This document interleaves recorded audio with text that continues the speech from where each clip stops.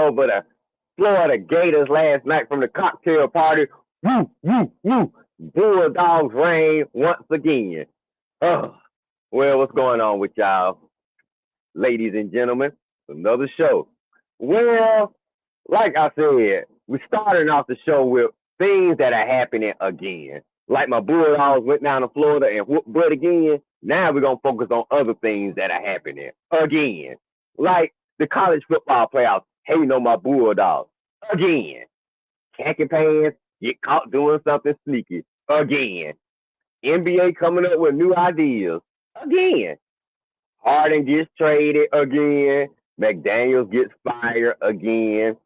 Bobby Knight legacy, remember, again, and that's a good thing. Spurs get lucky in the draft again. Pickens acting up again. And guess what? It's time for your boys to tell you all about it again for the 299th time. Red, Rev, Coach, and I think our money showed up. But anyway, let's begin. Punch it right there.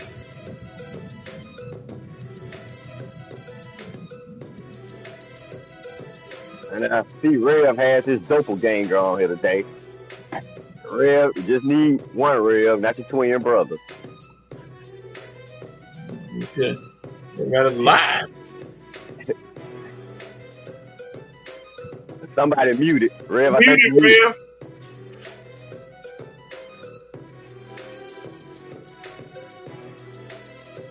You muted, Rev. Can't hear you. Probably need to let your doppelganger come back on.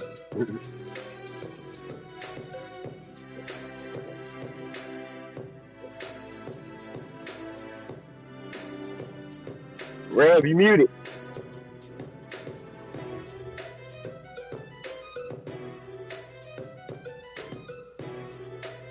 Coach, go on. Take over, Coach. Take over, Coach. Coach, take over. Rev is muted, so I don't know what's going on, but we are here live. We all here. Hopefully he'll come on in a few minutes. There he comes. Maybe his twin is coming. Hey, twin. And he's still muted. Still can't hear you, Rev. Unmute yourself.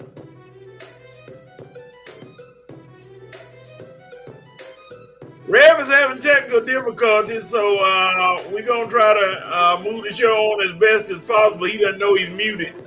We're going to unmute him from his mutiness. Welcome, everybody, to the Red and Rev Sports Show.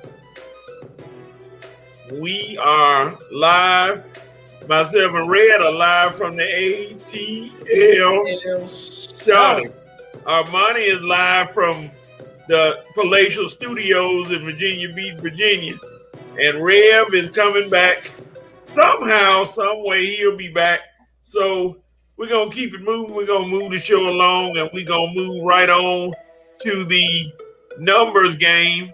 And I'm going to go right now. Let me solo myself so low. All right.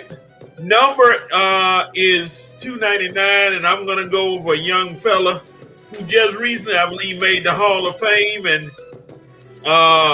he actually, unbeknownst to a lot of people, was a two-sport player at Akron, the controversial Akron Zips. He played for the Miami Dolphins for most of his career. And I do believe if he was able to, Red would marry his sister. And we talking about Jason Taylor from the Miami Dolphins. Jason Taylor from the Miami Dolphins are number 299. Yes, Red's hopefully one day brother-in-law, Jason Taylor. He said no. He said no. She talked too much for me, Coach. Oh, she talked too much. Too much, man. Like I said, she more short-term relationship than long-term. Hey, I love her now. Don't get me wrong. I do love you, Joyce, but I just know from a man's point of view that would drive guys like me and Armani crazy. Boy, we drive us up wall. That mouth all day long. Then when you close, you sexy, but when you you get on the show. Right. See now, We'll talk more about that later. I don't want to be too personal, but she's All still bad, though. I love you, Joy. I think the good Reverend is back. Are you ready? Rev, you ready back, Rev? I'm back, man, but I'm trying to get my groove back. This is crazy, but Okay, we'll be all right. We will be all right. Can y'all hear me? Yes, Yeah, sir. All right, cool. We're back in. Right, Vincent. There you go, Vincent. You are so right. Flip in mute button, I'm with you. No mute button, I couldn't handle it 24/7. So Vincent, you are absolutely right, Vincent. That is exactly you right on point. All right, man. I think I'm back to being able to do what I need to do. We want to welcome Revenite Nation here on today. And let's see, I got you. The president has said the VP time to slam the gavel. The VP has done what the president has told him to do. The doubting Thomas of the world couldn't believe that there were two Revs when the show began. Good morning, bro, G. What's up, G? Rev making his own blooper reel. Lord, please resurrect Rev's technology from the pits of virtual purgatory. Oh, man, Lord. Y'all coming for me, man. Let's see. Joy Taylor is so fine. She's more attractive because she knows her sports stuff. Let's see. Uh-oh. Does she? She all right. Red Rose would date Joy Taylor if she came with the built-in mute button. The VP said, let's face it, Red Rose can't have anyone in the relationship talking more than him. And the president said, morning, y'all. Out catching fur-covered barracuda in Fish Creek, Georgia. Lieutenant Sonar is the easy. What up, bro? All right. Y'all forgive me, man, because I'm having some of the most technological issues I've ever had. All three of my laptops have display problems. So y'all pray for the Reverend's pockets to get these laptops fixed. It's going to cost me well over $1,000. So y'all pray for me, man. So I'm trying to work the show by way of my iPad and my iPhone.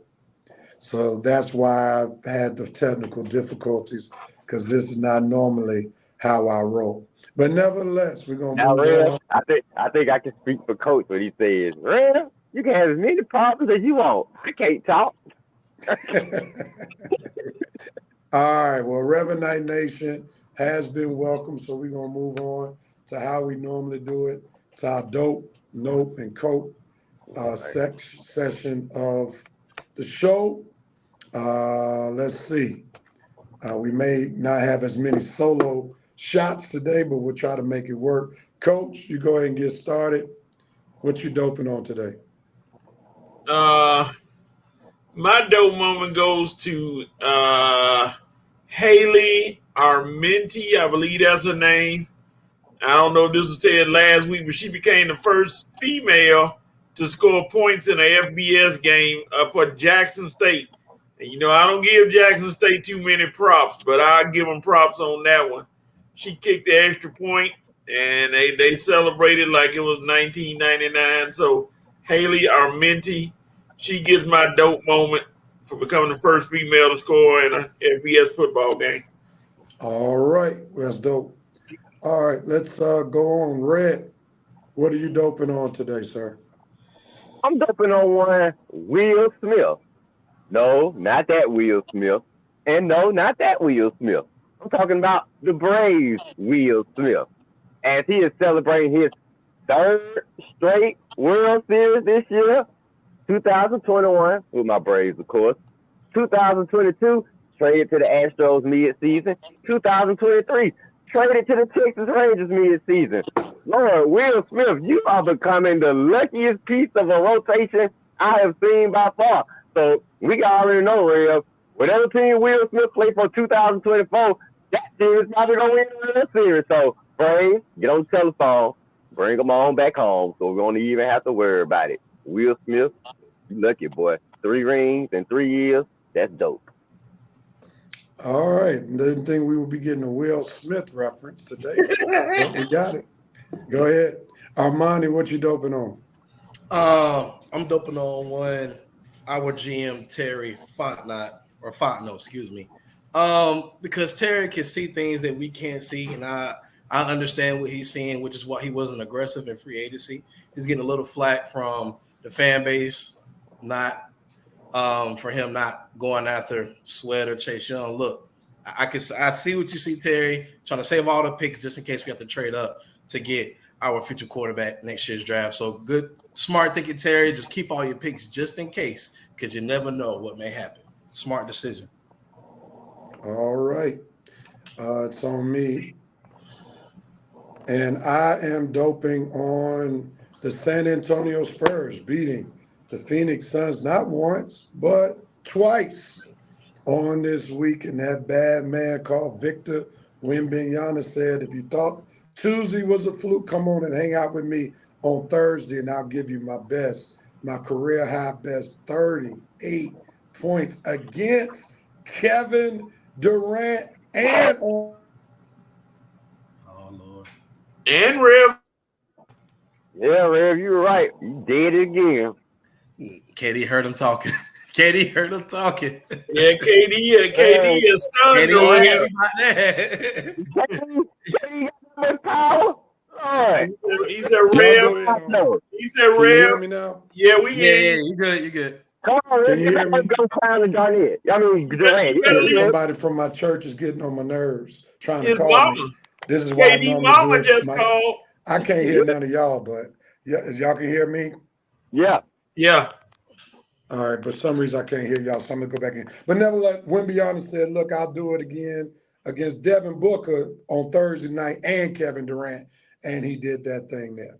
All right, so that's my dope moment. Red, what are you noping on? Oh, okay, what am I noping on? I'm noping on the UCLA security in their locker room. I mean, Lord have mercy. What type of security y'all got in that locker room that all these players bling bling and all that stuff was stolen? I mean, the folks had to have some time to get up in there to get all of those players material well. So the fact that they had that much time to get in and go into everybody's locker room, and you guys have no cameras around at all, not even cameras outside the locker room, UCLA, you got to do a better job now. Folks have players keep some important things in their locker room. You want to think, Lord, my cell phone, my wallet.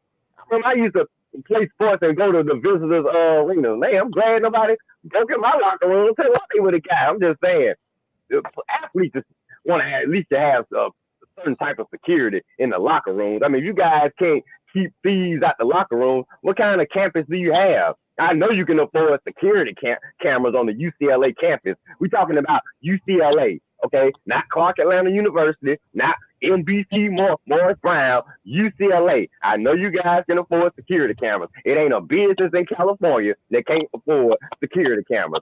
So get it together, UCLA. Them Colorado players, you should have reversed all those Colorado players, they stuff. All right, I don't know. I have a technology problem there, but I'm done. They recovered some. Okay, good. All right, Amani, what are you noping on, sir? I'm noping on something that Colin Cowherd said. It was either this week or last week. Colin Khaki Pants, the best college football coach right now. Oh my God, Sir. So we just gonna forget about Kirby going back to back. We're gonna forget about Nick Saban. We're gonna forget about even Dabo got 2 of them things. He ain't even got 1, but he's the best college football coach right now. Are you serious? Are you serious? Come on. That was a terrible take, Cowherd. Terrible take. All right. Amani is noping on Colin Cowherd. All right, here we go. I am noping on the kicker for the New York Giants, Cano. He cost me a victory. On last week, the Giants had the Jets beat. And I mean, had the Jets beat. And this clown, to end the game, all he had to do was kick the field goals like from 20 yards out, 30 yards out, and he missed the field goal, causing the Jets to have a chance to put the game into overtime. They do, and they come back and win. So, Cano, I see you now on the injured list. I wish you had told somebody you were injured before last week's game so you wouldn't miss those kicks. Don't wait till after you miss the kicks to start crying you're injured. You cost me a game in the standings because I was the only one who picked the Giants upset, and it was right there for the taking. So I got the nope on you, you clown. I'm mad about that. Coach, what are you noping on, man? I don't know if we talked about it, but I'm noping on one. While somebody mentioned the name, one Dabo Swinney on his radio show, crying and whining because a caller asked him a question, and Dabo said, "You're not gonna talk to me like I'm a little kid. You're not gonna." But Dabo, I want you to see my hand. This is your record right now. You ain't impressing nobody right now at 4-4. So people gonna talk to you any kind of way. Now you long removed from that national championship and all that winning, because I think your win is about to come to the end. So Dabo, don't get offended by questions. Just answer the question or don't answer, and don't go back and forth with a young fella on a radio show. Boo. All right, Coach, coming for Dabo Swinney on today. All right, Armani, take us on in as we start this Cope moment. I'm coping with the Heisman Committee. It just seems like as the years start to go past, is that the Heisman, it holds weight, but it doesn't hold as much weight. Why? I mean, because it's always you have the best player in college football, right? We understand that right now. That's arguably between Marvin Harrison Jr. or Michael Pitt. It just seems like it doesn't have that much cachet anymore. And I feel like the Heisman Committee needs to come up with a better marketing plan to kind of, get it back going. So I'm coupled with the Heisman Committee. It's just not what it used to be. Interesting. Cope right there, man.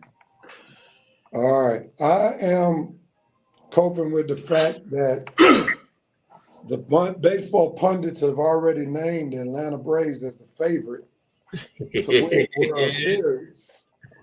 And until they change the buys, we're going to be set up for another letdown again. So I'm not too excited about the Braves being the odds-on favorite going into the 2024 baseball season to be the World Series champions when I've seen them 2 years in a row look like pure trash after being off 5 days for the bye. So that's what I'm coping with on this week. All right, Coach, it's on you, brother. What are you coping with? I'm coping with players trying to deal with the NCAA. Recently, the young man from Memphis, he was denied eligibility. And he's not the only one that's been denied eligibility, or not the only one that's fighting with the NCAA. NCAA, what's the problem?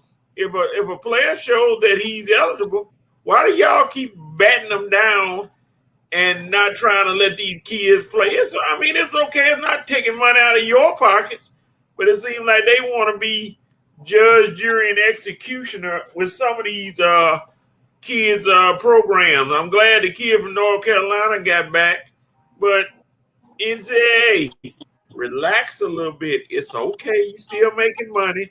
Let these kids play. All righty. Red, what are you coping with? Can you guys hear me? Yeah. Yes.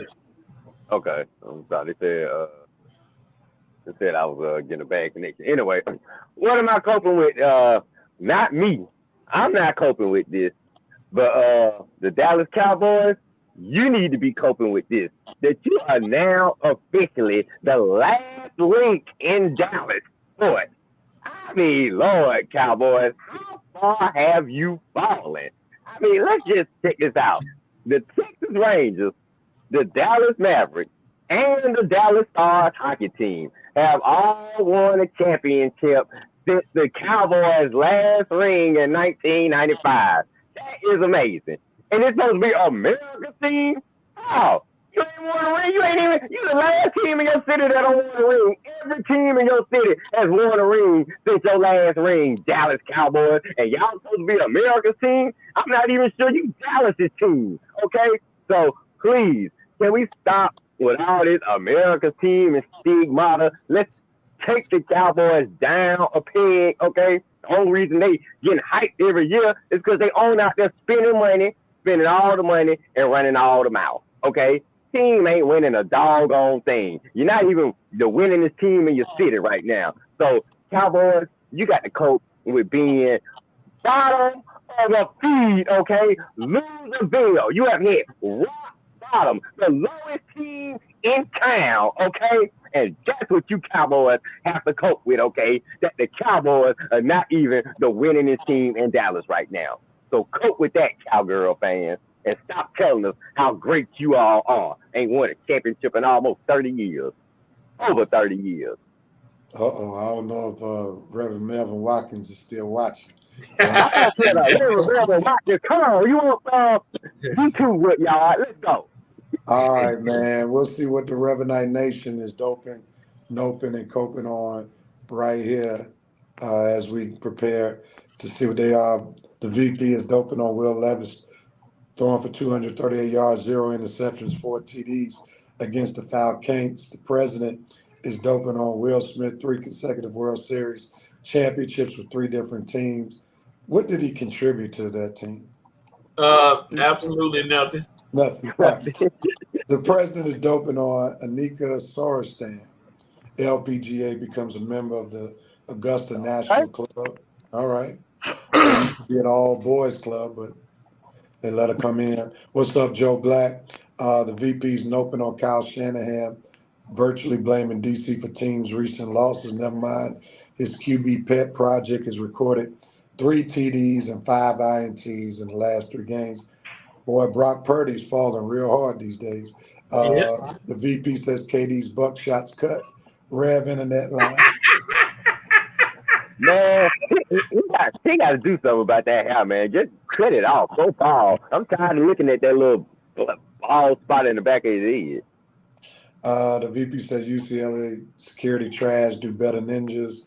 Joe Black doping on the playoff committee, placing the dogs at number 2, allowing Kirby to use his motivational tactics.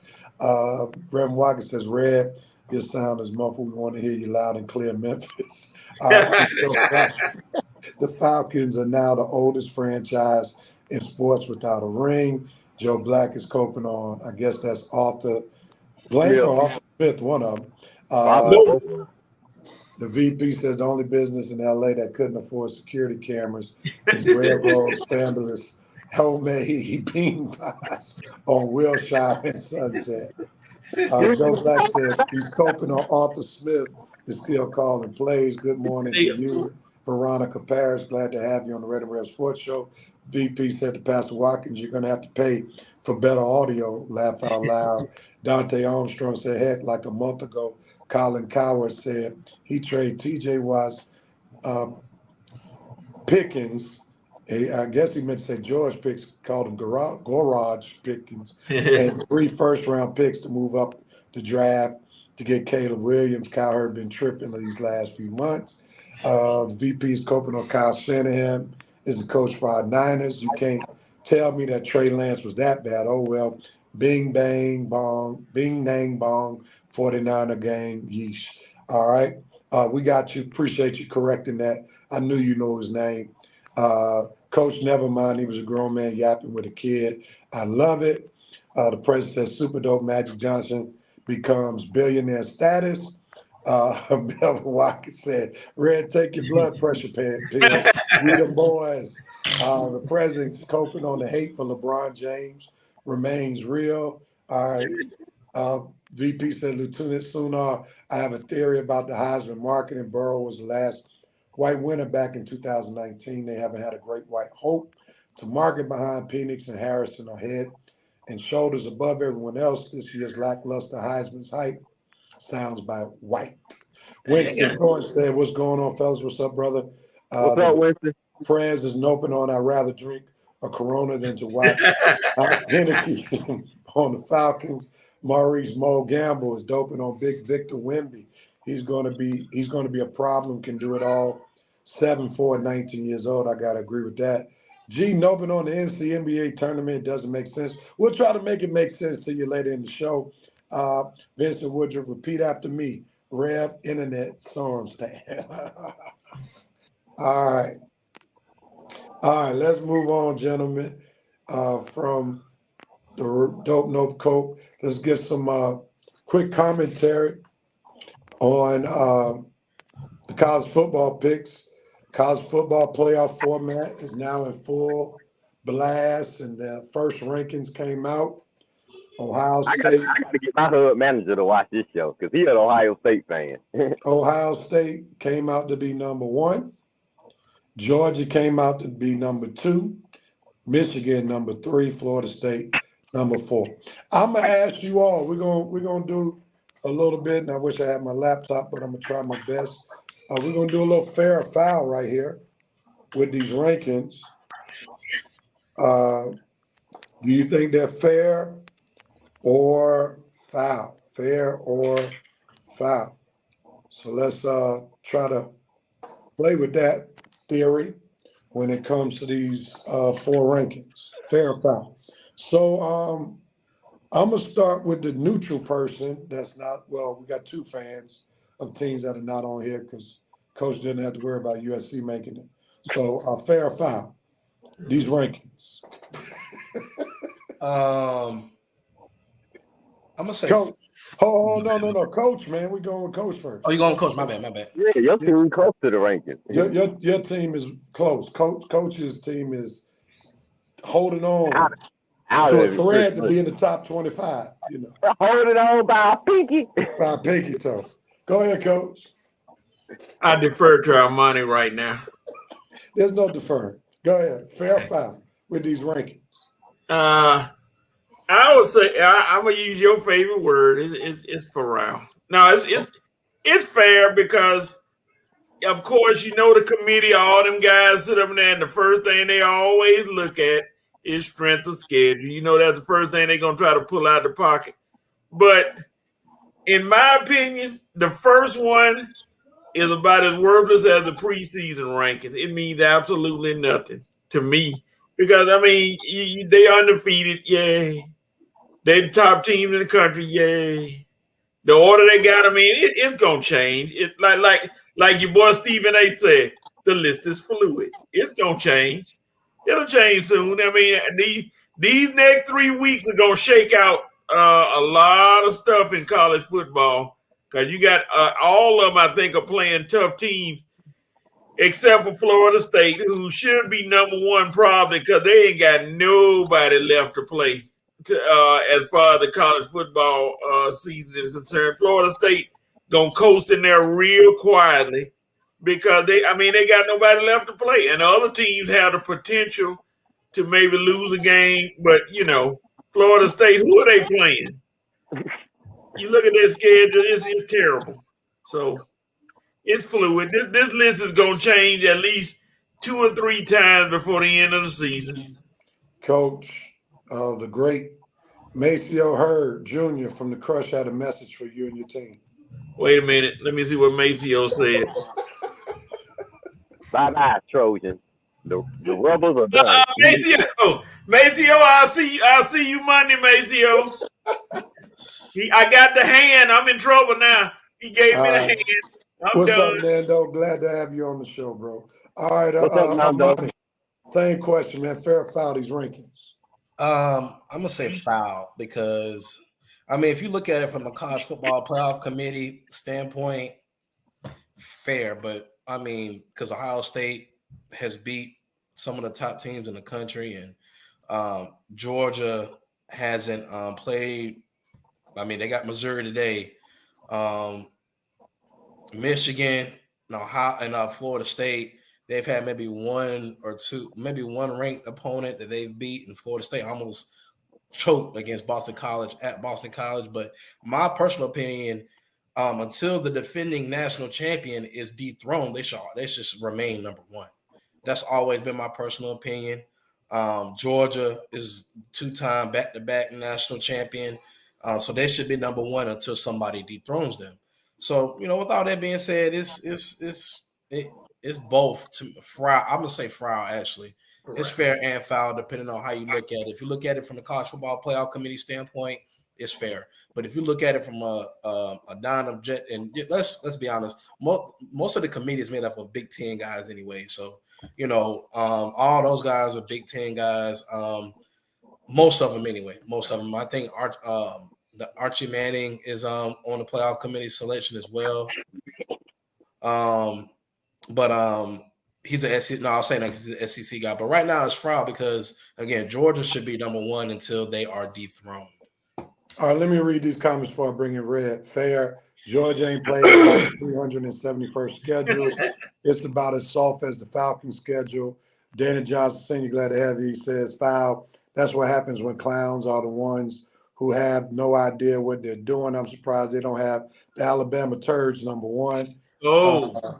Maceo says, as usual, it's only 3 teams that can win it all. Now had to wait to see if Beck could play. We know now. All right, fair or foul, Red, these rankings. Fair. It's fair.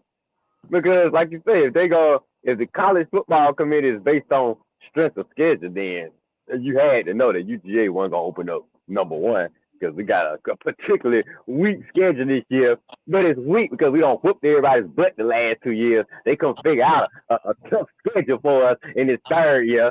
I'm fine. You want to give us the weak schedule? It's okay. You want us to earn this third one? It's okay because we're gonna do all of that. Okay, thanks to this weak schedule, we're just gonna glide right on in and get this third ring, and then we'll be number one at the end of it all. It's fair because, they base it off strength of schedule. I'm not going to sit up here and lie and act like my team had the toughest schedule. We know Ohio State and Michigan and I don't know who Florida State playing, but they almost got about to get beat by some cupcakes, but still. You want to hype these other teams up? You go right ahead because we all know who will be standing tall at the end of the day. The same team who's been standing tall the last 2 years, the same team who ain't lost the game in over 300 days, probably more than that. So anyway, it's all UGA Bulldogs, baby. College football committee, have fun with your little, like Coach said, fluid list. They'll change up and down in the next 3 weeks. But in the end, when the list is set in stone, we know who will be number one alone, and that's UGA. Thank you.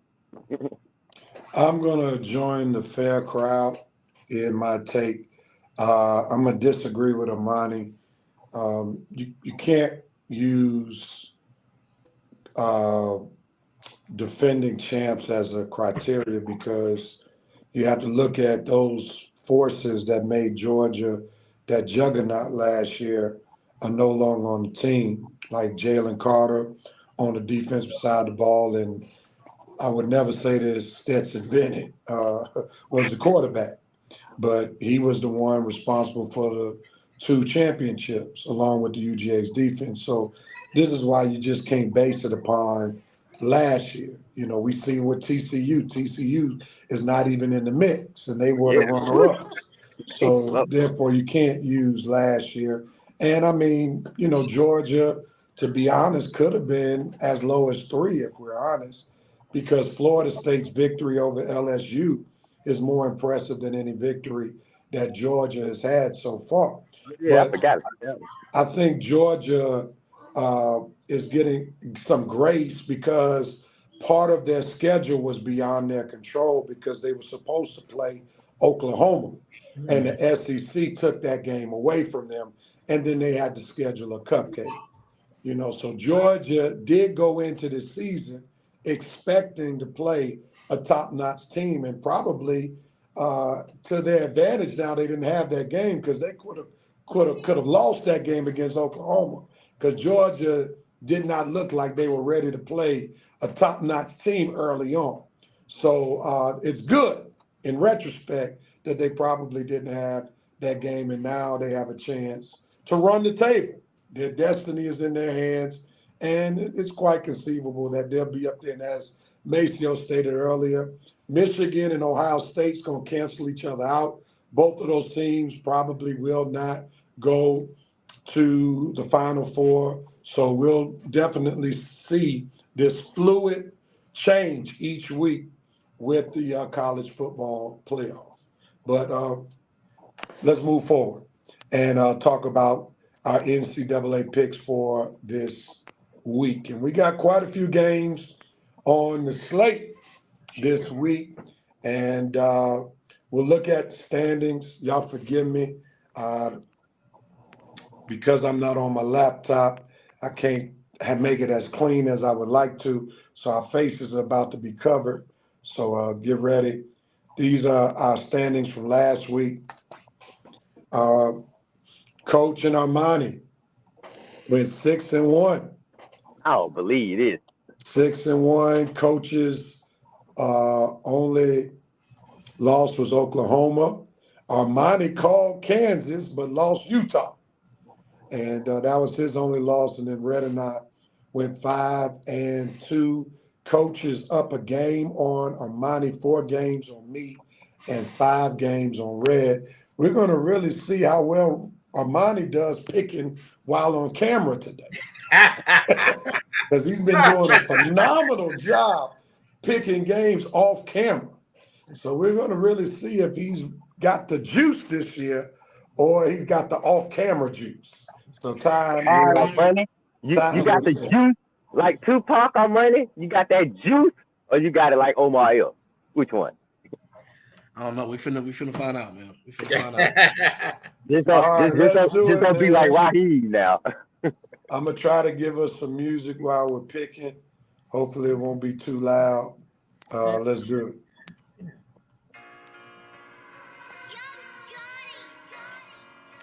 All right, gentlemen. First game on the slate is Texas and Ole Miss. Coach, you're still in first place. Do you want to pick first or you want to pick last? I've been doing good picking first, so I'm gonna stay with picking first. Coach gonna stick with sticking first. All right, go with it. Stick with it. Who you got? Texas A&M, Ole Miss. I'm getting some president vibes on this one. I smell the upset, but I don't get that full smell. It smells like burnt barbecue. I ain't going with it. Even though I hate Ole Miss with a passion, I'm gonna have to pick Ole Miss again. All right. Red, who you got? I'm gonna go with Ole Miss. Texas A&M, they've already let me down early in the year. They ain't, like I said, they ain't even ranked now. That's how bad they've been playing. Ole Miss, they gonna cruise right along till they get to my Bulldogs. So they're not playing my Bulldogs, so I'll take them. Armani. I'm gonna go with Ole Miss. Lane is explosive on offense. His defense is average at best, but they're good enough to beat Texas A&M because Texas A&M has been nothing but, disappointing the last couple of years, especially having, some of the best recruiting classes. So I'm going to take Ole Miss at home. I'm making it unanimous. I'm doing Ole Miss as well. Mo Gamble, Ole Miss, G. Ole Miss, the presidential upset. He's smelling Texas A&M. We'll see if he needs some smelling salt. VP said he got Ole Miss as well. Nando got Ole Miss. Dana Johnson got Ole Miss. Winston Thornton got Ole Miss. On to the next game, gentlemen. Red, it's on you. Kansas versus Iowa State. This is in Iowa State.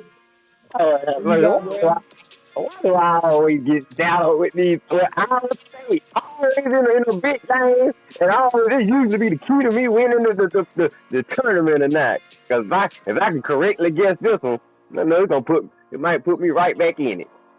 All right, Iowa State. I'm gonna tell you, I'm gonna go for you one more time and see if you can protect this home field. Kansas, they looked up and won last week. I didn't nobody really thought nobody besides Already thought they were gonna win last week, and now they got to go on the road and prove it again. I don't think they're gonna do it. I don't think I could be wrong. I'm gonna go Iowa State. Brock Purdy. I'm gonna take your Iowa State boys one more time. I know they ain't ranked, but the only reason Kansas got ranked because they pulled their upset last week. So I'm gonna take your boys one more time. See if y'all can get this home, protect y'all home field over overrated Kansas team. Anyway, Iowa State. Let's go. Come on, Iowa State. Amani, you rolling with the Jayhawks again? Yeah, I'm rolling with the Jayhawks again, man. I'm gonna stay with the hot hand. They went up, got the upset last week. Going against an unranked team on the road, but I think Kansas can pull it off. So I'm gonna take Kansas. I'm rolling with red on this one. Give me Iowa State, man, because as I looked at the last 5 games for both teams, Kansas has come up short when playing on the road. Iowa State has come up big time when playing at home. So that's why I'm going with Iowa State since this is a home game. If it were on the road, I would be going with the Jayhawks. So give me Iowa State. Coach, who you got? I'm saying with Kansas. Kansas got the momentum after beating Oklahoma. Iowa State is in the middle somewhere. I'm gonna stay with Kansas. All right, Winston Thorne got Iowa State. G got Kansas. VP got the Jayhawks. Nando, Jayhawks. Eric Parker got Iowa State. Brother Dana got Kansas. Mo got Rock Chalk, Jayhawks. The president said Iowa State is only -3. Kansas is going to give them the banana in the tailpipe. All right. That's a very graphic example, Mr. President. All right, moving on. Armani, you got it. UCLA versus Arizona. Who you got? I'm gonna take UCLA. I mean, even though Arizona came close to beating or upsetting USC, not UCLA. I think UCLA is stronger on the defensive side of the ball than USC, even though USC may have a quarterback advantage, but Arizona don't got USC's quarterback, so I'm gonna go UCLA. Armani got UCLA. This is a tough one for me.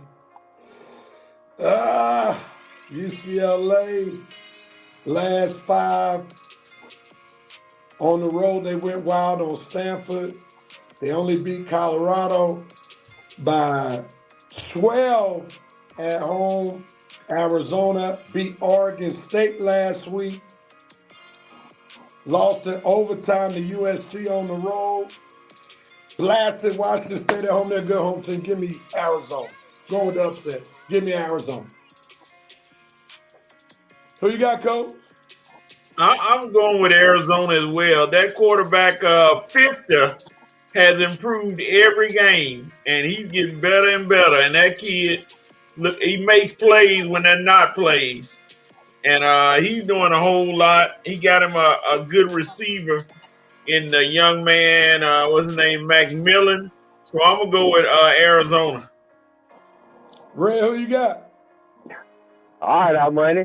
This gonna be your opportunity to prove what a good picker you are, cause you by yourself on this one. I thought it was just gonna be me and Red with this one. Okay, but I'm taking Arizona too.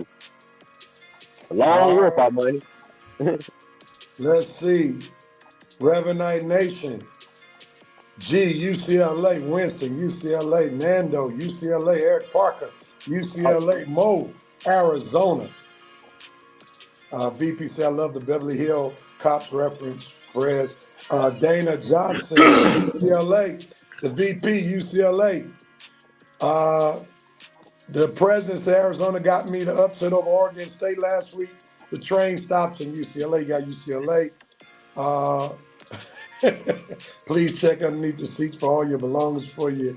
The board, we put it suey. I didn't know Arkansas. Yeah, I was about to say Arkansas. After this. I didn't think we talking about Arkansas. All right, it's on me. Next game. Oregon State versus Colorado. I believe this week. I'm going to step out there, go with Colorado. Prime is shaking up the offense. He got Schumer to call the plays this week. Says tired of seeing his boy come off the ground. Colorado is at home. Oregon State doesn't seem to be a juggernaut to me. I think Colorado can take this one to get their 5th victory, to come one game closer to being bowl eligible. So I'm going to believe this week. They played a decent game last week against UCLA, didn't get embarrassed. Think there's some slight momentum that they can bring it home. So I'm going to go with Colorado this week. Coach? Hey, Rev, I'm with you. I believe Colorado is going to show out in front of their home team, but they ain't going to win the game. I'm sorry. I'm going with Oregon State. They going to put up a show unless Pat Sherman is playing offensive line. The offensive line hadn't changed, and Shadur going to be running like Geno Smith from Aaron Donald again. So I'm going Oregon State. Red? Yeah, I'm with Coach, man. I think I don't seen enough. I think the magic is finally wearing off. The offensive line has been exposed. The defensive line has been exposed. Look, they got skill players all around, but you're not strong and tough in them trenches. And these other teams are, especially Oregon State, with their ranked selves. Well, I know you believe, and look, Deion done some good things in Colorado, but you got to get back in that transfer portal and get back in the recruiting tab again, Deion, because you got to beef up your lines of scrimmage. And since you can't do it until next year, I'm going to stick with Oregon State this year. Oregon State beats Colorado because I just don't think them line of scrimmages can hold up. Y'all money? Yeah, the fact that Rev had to do all that convincing, I can't do it. I'm gonna go with Oregon State. Listen, Colorado, it's been a better season than last year, but y'all might get one more ranked team this year, and I don't think y'all gonna beat neither one of them. So I'm gonna go with Oregon State. All right, Anthony House got Oregon State. G got Oregon State. Winston got Oregon State. House made that reference that we all know. Shedeur gets hit too much. The president said Colorado's going to shock the world tonight. Nando got the Buffs. Dana Johnson Sr. got Colorado. Eric Parker got Colorado. Mo Gamble got Oregon State. The VP said Beaver's going to run through the offensive line. Which has been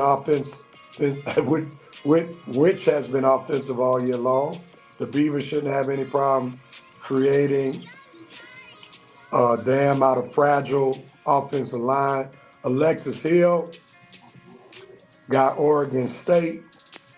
Colorado offensive line has more holes in it than Jada Pinkett's story behind why she cheats on Will. All right. Coaches on you, Kansas State, ranked number 23 versus number 7, Texas. Who you got? I'm continuing my hate tour of all these former USC coaches who damaged the program, and Steve Sarkisian is on that list as well. But, Kansas State, you just entered the top 25. You ain't ready for Texas just yet. I can't go against them, so I'm going with Texas. Kansas State is up and coming, but you ain't come up that far. Red, who you got, man? Texas.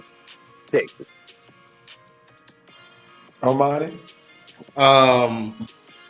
Yeah, I'm gonna go with Texas. Coach, I understand your frustration, but they fail at certain places and they come to other places and they start, they get repaired a little bit. They come to the shop.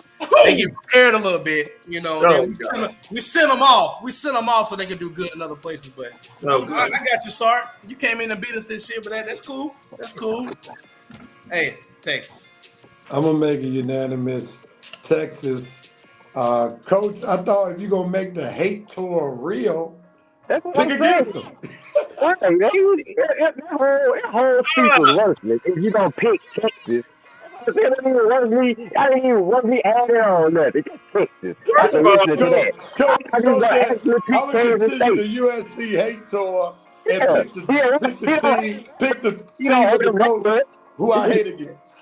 I, yeah, I you know, can get. all that hate, we're gonna pick the team that he hates. Oh, That make no sense, man. y'all doing this psychological stuff. It ain't working. Don't get me to pick and No, lose. it ain't No, psychological. Hey, I have no problem. I have no issues with Steve Sarkisian. Hey, Yeah, no, it ain't psychological. We ain't trying to get you to change your pick. We just don't want you to waste You the fans' time. you That's hate the, Texas. I got a hate I was tour, really but gonna pick Kansas State. wait 3 more minutes. I'm gonna still pick the team I'm hating. that's But I got right. a hate tour. It's all part of the plan. You gotta know the Coach, plan. You gotta know the Coach, plan. they're trying to say it's kind of a contradiction, is what they say. Whatever. Oh man, I gotta Playing. go. It's a bunch of BS. That's just like They go Red. player. Red, you do the same thing with San Francisco, so it's no different. All right, here we go. Joe Black giving me a shout out with one of my sermons after hearing a prescription for progress. I'm going with Colorado. God bless you, man. Hope you were blessed by that message. G got Kansas State for the upset. Nando got Texas. There you go, David G. Johnson You got got more guts Texas. than coach. Winston said KSU ain't ready for that action. He got Texas. Eric Parker got Texas. Alexis Hill got Texas. Mo got Texas. Give me ABC Package Stores #1. Customer Sarky time. Give me the Hook'em Horns. He got Texas. All right, man. Red is on you next game. Okay. In-state rivalry in Oklahoma. #9, Oklahoma coming off that loss against Kansas, playing against Oklahoma State. Who you got, Red? You know, T-Boone Pickens and his crew, they usually play good. Well, I guess I am doing it, coach. But no, I ain't doing it. I'm picking Oklahoma, and I ain't got nothing good to say about no Oklahoma State. Oklahoma, that's it. That's one pick. They're coming off that loss last week, and they're gonna bounce back and get a victory on the road against their rival. Oklahoma wins. Ramani. Yeah, this could be my upset for the week. I'm gonna pick Oklahoma State. Yeah, some about Oklahoma, man. They choke on the road. They choke at home too sometimes, but they miss. It's just something missing there. They have a pretty decent defense, but for some reason, man, it's still something missing there. I just don't think this year's the year anyway. I believe next year might be. Oh well, they come to the big bad SEC next year, so maybe not next year either. But yeah, Oklahoma That's State. what's missing. Defense. We talking about their defense is okay. Defense sucks. Oklahoma. So That's why they Lonnie lost got that week. Oklahoma State and Red got Oklahoma. I'm looking at this matchup predictor on ESPN, and I'm just shocked that almost 81% predicted Oklahoma and only 19% predicting Oklahoma State. And I think a lot of people are going off of what Red talked earlier about Oklahoma waking up, smelling the coffee after getting that beat down last week by Kansas. And I think Coach Venable, whatever his name is from Clemson, if he ever had his team's attention, is this year. Plus, my man in Mike, what's his name in Oklahoma State? Mullet man. Mullet man, whatever his Mike name Gundy. is. Mike Gundy. He's been talking trash because this will probably be their last time playing each other. So I think Oklahoma may have some added incentive to put some down on Oklahoma State. So give me Oklahoma. Coach? It's going to be Oklahoma. Gundy ain't ready. The Oklahoma's upset after the last week, so they're a little angry. So they're going to punish Oklahoma State. All right, let's see what Rev Knight Nation got to say. Winston got Oklahoma State with the upset. G got Oklahoma State in the close. Fernando, Oklahoma. Eric Parker, Oklahoma. Lexus Hill, Oklahoma. Mo Gamble, Oklahoma. Dana Johnson, Oklahoma. On to the next one, Armani, it's on you. Washington versus USC. Coach is waiting to see who you picking, Armani. Don't even worry. How they still ain't? Who you got, man? Coach, you know you're my boy. You don't have to dress me. Give me the basic. And luckily for you, I'm gonna go with USC this week. I'm gonna pick USC. Ain't looking for me. Hey, look I'm gonna at me. pick USC to upset number 5 Washington. USC is at home. I think Lincoln Riley might be feeling some of the pressure. And I think he gonna have his. I think he gonna have USC ready to play, man. So I'm gonna go USC. They at home and they still got the best quarterback in the country. So even though Michael Penix, I get it. He is good. He is a good quarterback, but I'm gonna go with USC this week. I'm not making that same pick. I'm looking at USC. The last 5 weeks, they barely beat Colorado. They went to 3 overtimes with Arizona, got drilled by Notre Dame, lost at home to Utah, squeaked by Cal last week, 50-49. And you mean to tell me that they're gonna beat Michael Penix and that high-powered offense? Overrated. In Washington, Overrated. after struggling, Overrated. The same overrated team that beat Oregon. That's a juggernaut. Overrated. Give me Washington, and they probably win by 10 points. You sound like a remix. That give me what? Give me Washington. That's what I got, Coach. That's fine. Because I'm looking at the Washington. Stop, man. Why do you always do that? He always does that. He's looking at the red and gold on his wall. That's what he's looking at. I mean, as Washington played real well their last 3 games, their turnover margin is terrible. The last 3 games, and they've been against teams, Cal, Stanford. They barely beat Stanford 42-33. Yeah, I mean they've been struggling the last few games. Michael Penix Jr. still is the front runner right now for the Heisman, so he's gonna put on a Heisman performance. He's down one of his main receivers who's out with a leg injury, so I don't know of any running game they got. So you know they're gonna throw the ball, but on the flip side, if USC does not keep him off the field, they won't win. I'm gonna go with USC, but USC has to play game management. If they can play game management and Caleb Williams can do those long, sustained drives, keep him off the field, and get an opportunistic, that big word, interception from Michael Penix, which he's been doing lately, USC will beat them. And they're at home, too, like Armani said. All right, Red, who you got? Well, the last 5 weeks, the USC have allowed no less than 34 points to any opponent in the last 5 weeks.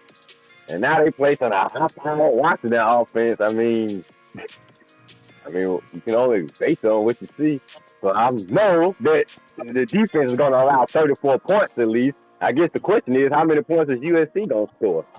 Well, I think Washington has a better defense than USC. And I'm going to take Washington. I'm not fooling around with USC. They ain't got no defense. They got the best quarterback in the country. They got a top offense, but their defense sucks, and it's been sucking, and it's going to continue to suck. Washington. All right. Reverend Night Nation, we come to see who y'all picking. Joe Black going to Oklahoma State from the last game. Eric Parker, USC. Mo, Washington. Nando, USC. G, Washington in a potential blowout. Winston, USC with the upset. Doesn't that sound odd? USC with the upset? My goodness. VP, Washington. Southern Cal can hardly stop anyone. Penix will solidify his Heisman Trophy today. Alexis Hill got Washington. On to the next one, gentlemen. LSU versus Alabama. Woo! So me. All right, Rev. Now, don't be crazy now. Jaden Daniels did beat Alabama last year. And that was in LSU. As I'm looking at LSU's last 5 games, they're 4-1. They are putting up at least 40 plus points the last 4 games. I'm looking at Alabama. Alabama scored over 27 points twice in the last 5 games. Can Alabama's defense stop LSU from putting up 30 plus points? I don't think so. And one of the things that Alabama thrives off is the fear factor. Jaden McDaniels does not fear Alabama because he already beat Alabama. So I'm going to go with LSU for the upset for the second year in a row, and Nick Saban will have to bow down to LSU's head coach for the second year. Give me LSU. Go ahead, Coach. Man, Brian Kelly and his fake accent is still the coach. I don't trust him. Who beat Saban last year? So don't forget that now. He did. Last year I was a year younger, if you can believe that. True. You know, so I'm Brian Kelly. Maybe he need to do like Les Miles and eat some grass. Maybe that'll help him get a win. I don't know, but I'm going with Miro and Alabama because they're on a roll. And you know Nick Saban, once he get that train moving, it's hard to derail that train from going. So I'm gonna go with Saban and Alabama. Red, who you rolling with, man? Yeah, I got to roll with Bama on this one, Rev, and I'm gonna tell you why. Now you know when LSU won last year that Bama was already had this game circled for this season. You knew they already had revenge on their mind, and knowing that they were gonna have them at home too, because they beat them at LSU last year. Now you coming to Alabama's home, and you know them boys want that get back, and already know they want that get back. And when you face teams like that, can you just imagine a team that beat my Bulldogs at home last year, and now they coming to our house, what we would be ready to do to them? Like we ready to beat Missouri today because they disrespected us in the standings. Well, LSU disrespected Alabama last year. They made everybody think Bama was done, and we all know Bama ain't done. They here. They on the roll right now. 5 straight victories. And now they getting their rival. They embarrassed them last year at home. You coming to their place for a vengeance game. LSU, Brian Kelly. Now, if Rev is right, boy, then this is a game you circle too then. But if you do circle this game and you treat it like a regular game, I'm telling you, you're foolish, Brian Kelly, because Bama had this game circled for a whole year, and you come to their house and I'm running to tell you, boy, you coming for something, baby. So I gotta take Alabama because I know how great teams respond when they get beat like that. And now you coming on their territory too. All money, go ahead and tell Rev why you made a bad pick. Let me ask you, said great teams respond. When did Alabama become a great team this year? No, I'm just playing. Go ahead, Avani. Great coaches. I think Nick Saban played chess this summer. He playing chess. While Brian Kelly is playing checkers.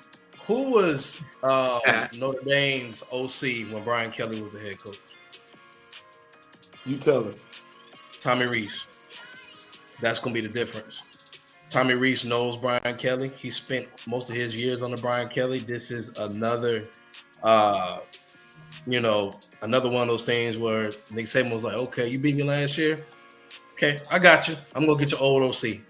And he going to tell me a lot of your secrets. And then Jaden Daniels is not going to put up that many points. He's not going to put up 40. Not on that defense. So, Alabama's defense is what's carrying us, and it's been carrying us all season. So we have two top 10 pass rushers, and we have one of the best safeties in the country. So I'm gonna go Alabama.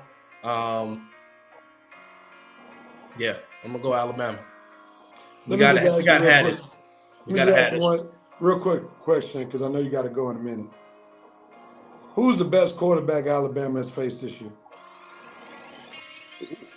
Ooh, that was a good question, right?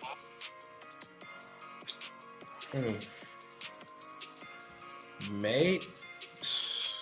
No, nobody. My question. I mean, Quinn Ewers, but we lost Quinn Ewers. Basically, they haven't faced anybody of Jay McDaniel's caliber. That's all I was trying to bring out. That's all. Okay. Okay. It's gonna be a good one. It's So gonna be a no, good one. I just want to say too. I just want to say, y'all know I can't stand LSU or Auburn, so Alabama could go 0 whatever, and I'm gonna still pick Bama. But a lot of it has to do with, of course, my fandom, but a lot of it too, y'all saying that it's dead and it's over. So, okay. So do you actually believe that they're gonna win today, or you just picking it? No, I believe they're gonna win. Yeah, they'll win today at home. They're at home too. One of the best defenses. Yeah, they'll win today. All right, But G got LSU. it's over. Eric Parker got Alabama. Winston Thornton got Alabama. Nando says Bama built. The president said I'd rather watch my laundry in Louisiana swamp water than with Tide. He got LSU. LSU to upset the Terps. Dana Johnson, not surprised at that pick. Mo Gamble got Alabama, but I'm nervous because we struggle versus mobile QBs. VP Tide defense traditionally doesn't do well against dual threat QBs. Just should be a close one. Alexia got LSU. Last game, gentlemen. It's on Coach. Missouri versus Georgia. Coach, what you got, man? If it's late in the game and it's a tie game, Missouri wins. They got a good field goal kicker. I said, and you look at the first word, if Missouri is a good program, how they got to number 12 is beyond reason, but hey, they got it. So, Georgia. All right, thank you. Red, tell us why Georgia wins. You know what happened early this week, and we got to kick some butt to show us that the CFP committee possibly made a mistake. Let's prove them wrong completely this week, but we can start the train rolling to prove them wrong. And it starts this week with a little exhibition game against the Tigers. Armani. UGA. I mean, Missouri. No. I mean, unless Missouri got a. No, I don't see it, man. I can't. I'm not that foolish enough to pick against Kirby Smart at home. Missouri. No, I know better than that. Nah, Bulldogs. All right, make it unanimous. I'm going to Bulldogs as well. The VP got the Dogs. G got the Dogs. Eric Parker got the Dogs. Nando got Missouri. Winston got Nando, Missouri. you a fool. Nando, you crazy. Winston, you crazy. Johnson got the Bulldogs. Mo got UGA because Miz almost beat them last year. They'll be ready. That's added incentive as well. Exactly. Winston and Nando, y'all been drinking this morning. All right, gentlemen. Let's get ready for the HBCU report, and then we're going to go to halftime real quickly. So let's get ready for this HBCU report. Coach, get yourself ready, sir.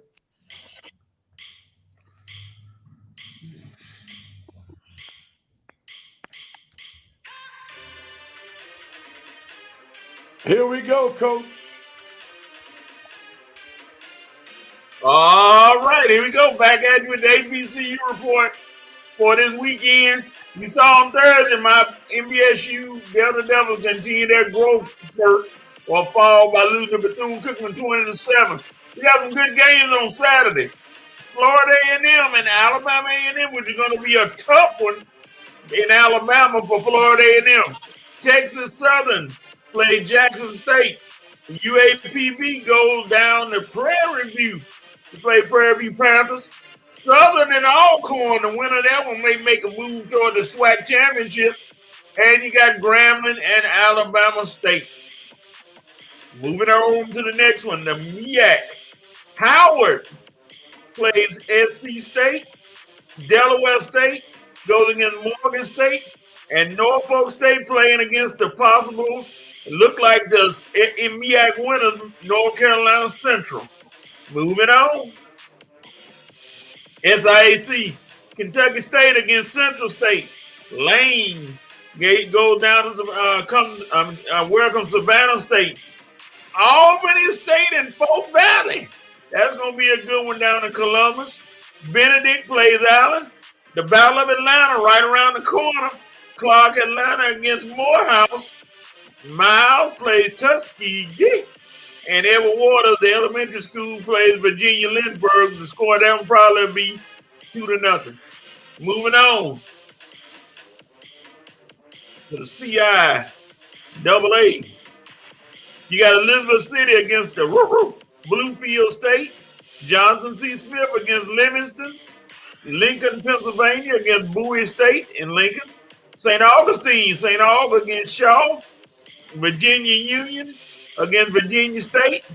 And Fayetteville State welcome the Winston State, the Salem State Rams in the town. Get out and watch you a good football game today. If you can't, stay inside. All right, Coach. Thanks so much for giving us the HBCU report on this week, and we'll have some CIAA and SIAC matchups coming up in a couple of weeks for their champions will be declared, and then we know that eventually there'll be a MEAC SWAC battle in the Celebration Bowl. Well, that takes us, my brothers and sisters, to halftime of the Red and Rev Sports Show. We've given you some good sports talk so far. We got some more sports talk coming your way. Come on with some basketball, coming with some NFL football and a little baseball. So hang out with your boys for the second half of the Red and Rev Sports Show. We'll be right back.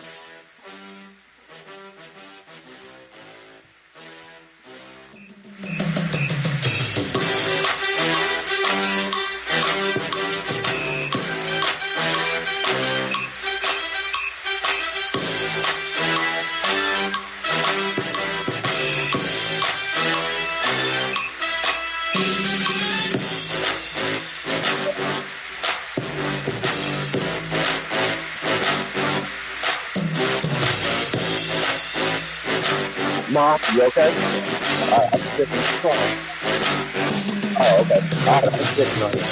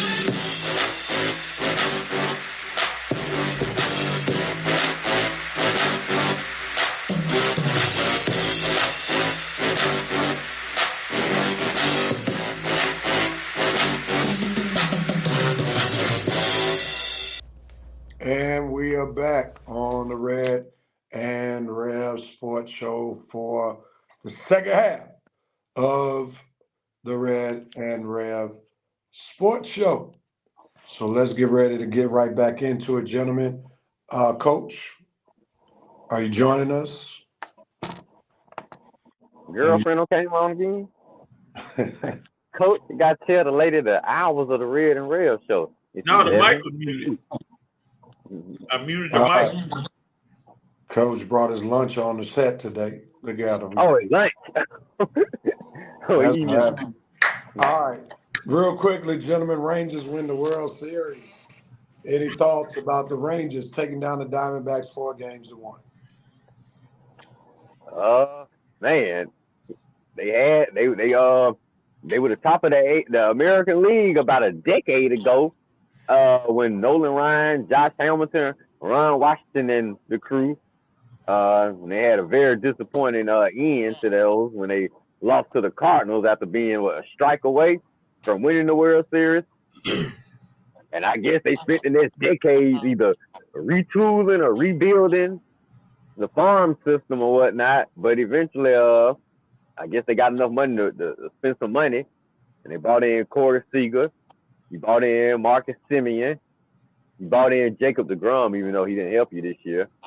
You bought in, you traded for a few pitching prospects. Like I said, you bought in the kid Evan Carter. You brought up the kid Adalis Garcia. Like I said, you just been doing pretty good with the draft and retooling your organization since you won the 2 American League pennants a decade ago. But the most important piece was bringing on the leader, and that's Bruce Bochy. No, Bochy, yeah. Yeah, Bruce Bochy. And like I said, you give Bochy any kind of club that got a chance. I don't care if they got a little chance or a big chance. He is gonna get the most out of a team.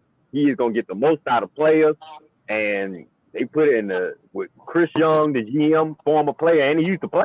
He's Bochy's former player. He used to pitch for him in San Francisco. So he was the GM for the Texas Rangers. And when you put all that together, and you see what happened. I know they choked the division away at the end of the year, but the playoff run they just went on. I mean, to go undefeated on the road in the postseason is just amazing.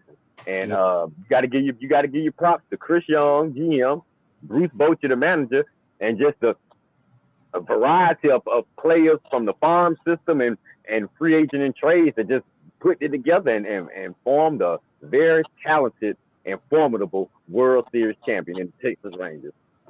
Much props to you and respect. Congratulations, Texas Rangers. What a job you did this year. Coach, your thoughts? I mean, you look at what, the main thing is going from where you were with all those losses last time you managed to this year, nothing more needs to be said. You lost Garcia, you lost deGrom, who would have helped you out, and yet you still came up. Corey Seager decided, hey, I'm gonna make it happen.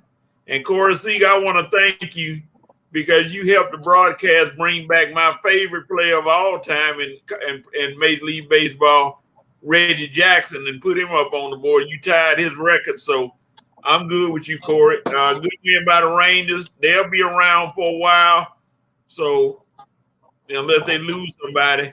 And if I should have had a note moment, I should have said note to the St. Louis Cardinals, who gave up on Garcia. And I know they wish they had him now. And the guy from Tampa Bay, both of them, didn't he? Yeah. Randy Orozino. Yep, terrible.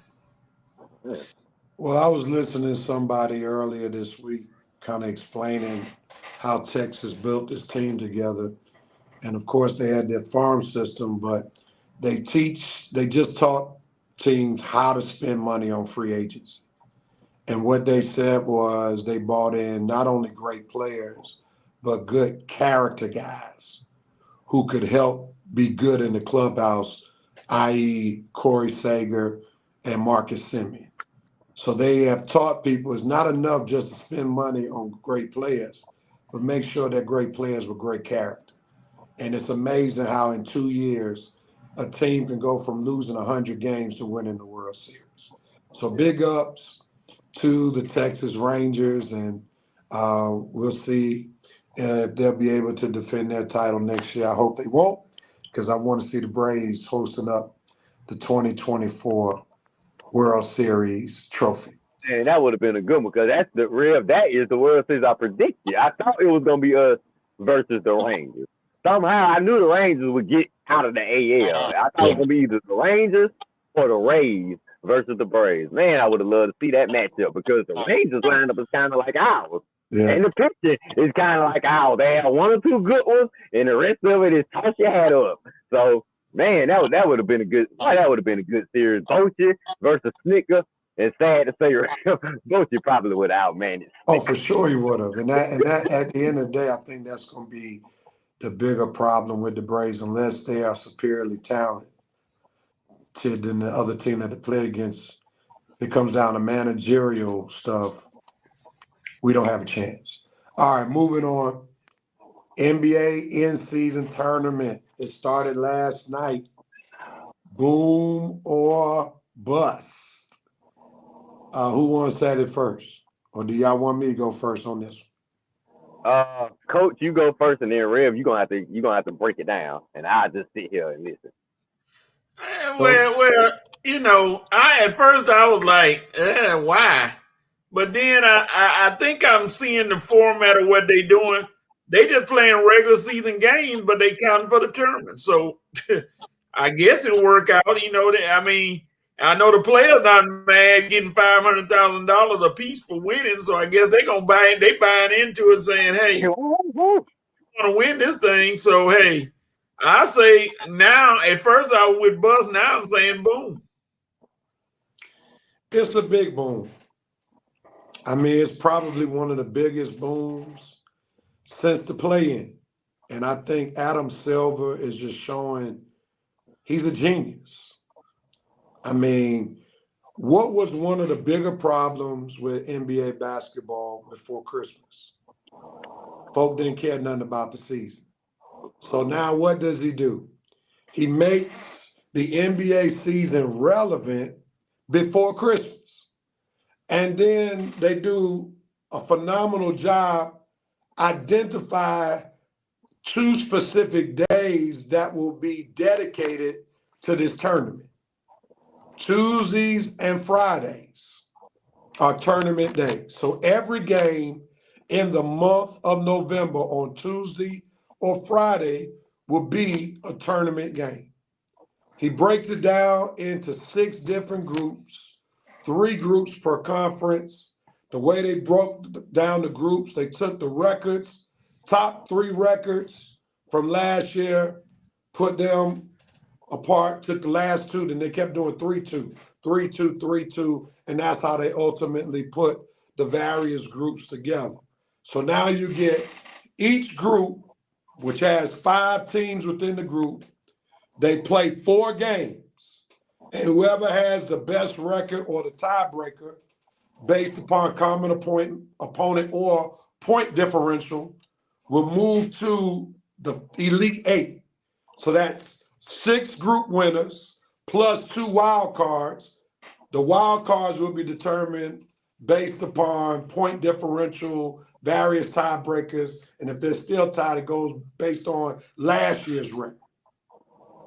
So you got 8 teams to play a tournament, and then the top 4 teams go to Las Vegas to play the Final 4.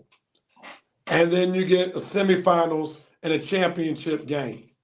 And those teams that don't make it, they make up their other 2 regular season games during the week that the Final 4 is going on in Las Vegas. So they literally thought this thing through. And then to make sure that people know it was a tournament game, they gave special courts. Genius. To make sure that everybody knows that this is a different game than just a regular season game. And to be honest, if you looked at the competition yesterday, they were playing like it was playoff basketball. Yeah. Oh, what were they? They were playing tough. And that's a win as well when a regular season game is played like a playoff game. So I got to give it a big boom. Big boom. The players bought in. The players bought in. Rev, like you say, looking at them games last night, I would have thought the playoffs had started early. I thought the playoffs had started. Man, playoffs already? That Warriors game, 141, that was a literally playoff game right there. And it's what, November? So, yes, Adam Silver, to make games interesting before Christmas, to make the season relevant before Christmas, I got to give you a plus because, like Rev said, before Christmas, it's just the diehard sports fans like us that just watch the NBA games. You know, most NBA fans, they don't even start paying attention to basketball to Christmas, or after the New Year, once the football season over with. But to make this tournament relevant, and like in the middle of the football season, in the middle of the college football season, oh yeah, the NBA is definitely becoming very innovative, Rev. Adam Silver definitely has an innovative mind. So yes, I have to go with a plus right now because it's getting me excited. And my two teams ain't even played in the tournament yet. We play today, and I'm already excited for how we might look because I know these games are gonna be ramped up now. And then you got money on the line. You know, NBA players love that money. So like Leo said in Killer Vow, I love that money. So man, I'm with you guys. I think it's a plus. I think it was a good idea. I think it was a good idea. It's starting off Hey, very now, nice. Rev, Jerome, huh? Rev, I'm gonna disagree with you on one thing. If you got an HD TV, those courts are gonna blind you. You're not gonna be able to see the game. Those courts, they gonna blind you with the colors. Man. It's hard to see. Well, I put my shades on last night. I think that Milwaukee Bucks court definitely blinded you. The Denver one was a little bit more palatable because it wasn't as bright. Yeah. I'm afraid what the Lakers court gonna look like. All right. I'm gonna come back to what Jerome asked the question of Ray. I'm gonna come back to it. G said, I can't give it a boom just yet, guys. I have stand on what I stated earlier. It's a wait and see for me. What are you waiting to see on? That's the thing. I mean, what's the wait? Who comes out of it? I mean, I don't know. But the format, it makes sense. I love the Pacers court, NBA, making things interesting. Now, Jerome said, Red, I recall you didn't like the idea at first. Am I mistaken? No, you recall I didn't understand the idea at first. Now that I'm learning a little bit more, I'm starting to understand it. Okay. All right. Yes. Hopefully he answered your question sufficiently, Brother Jerome. All right. Let's move on. 5 for 5. This is the part of the show where Red and Coach will have 1 minute to talk about a particular topic, 45 seconds solo, 15 seconds group shot. After a minute, they get muted.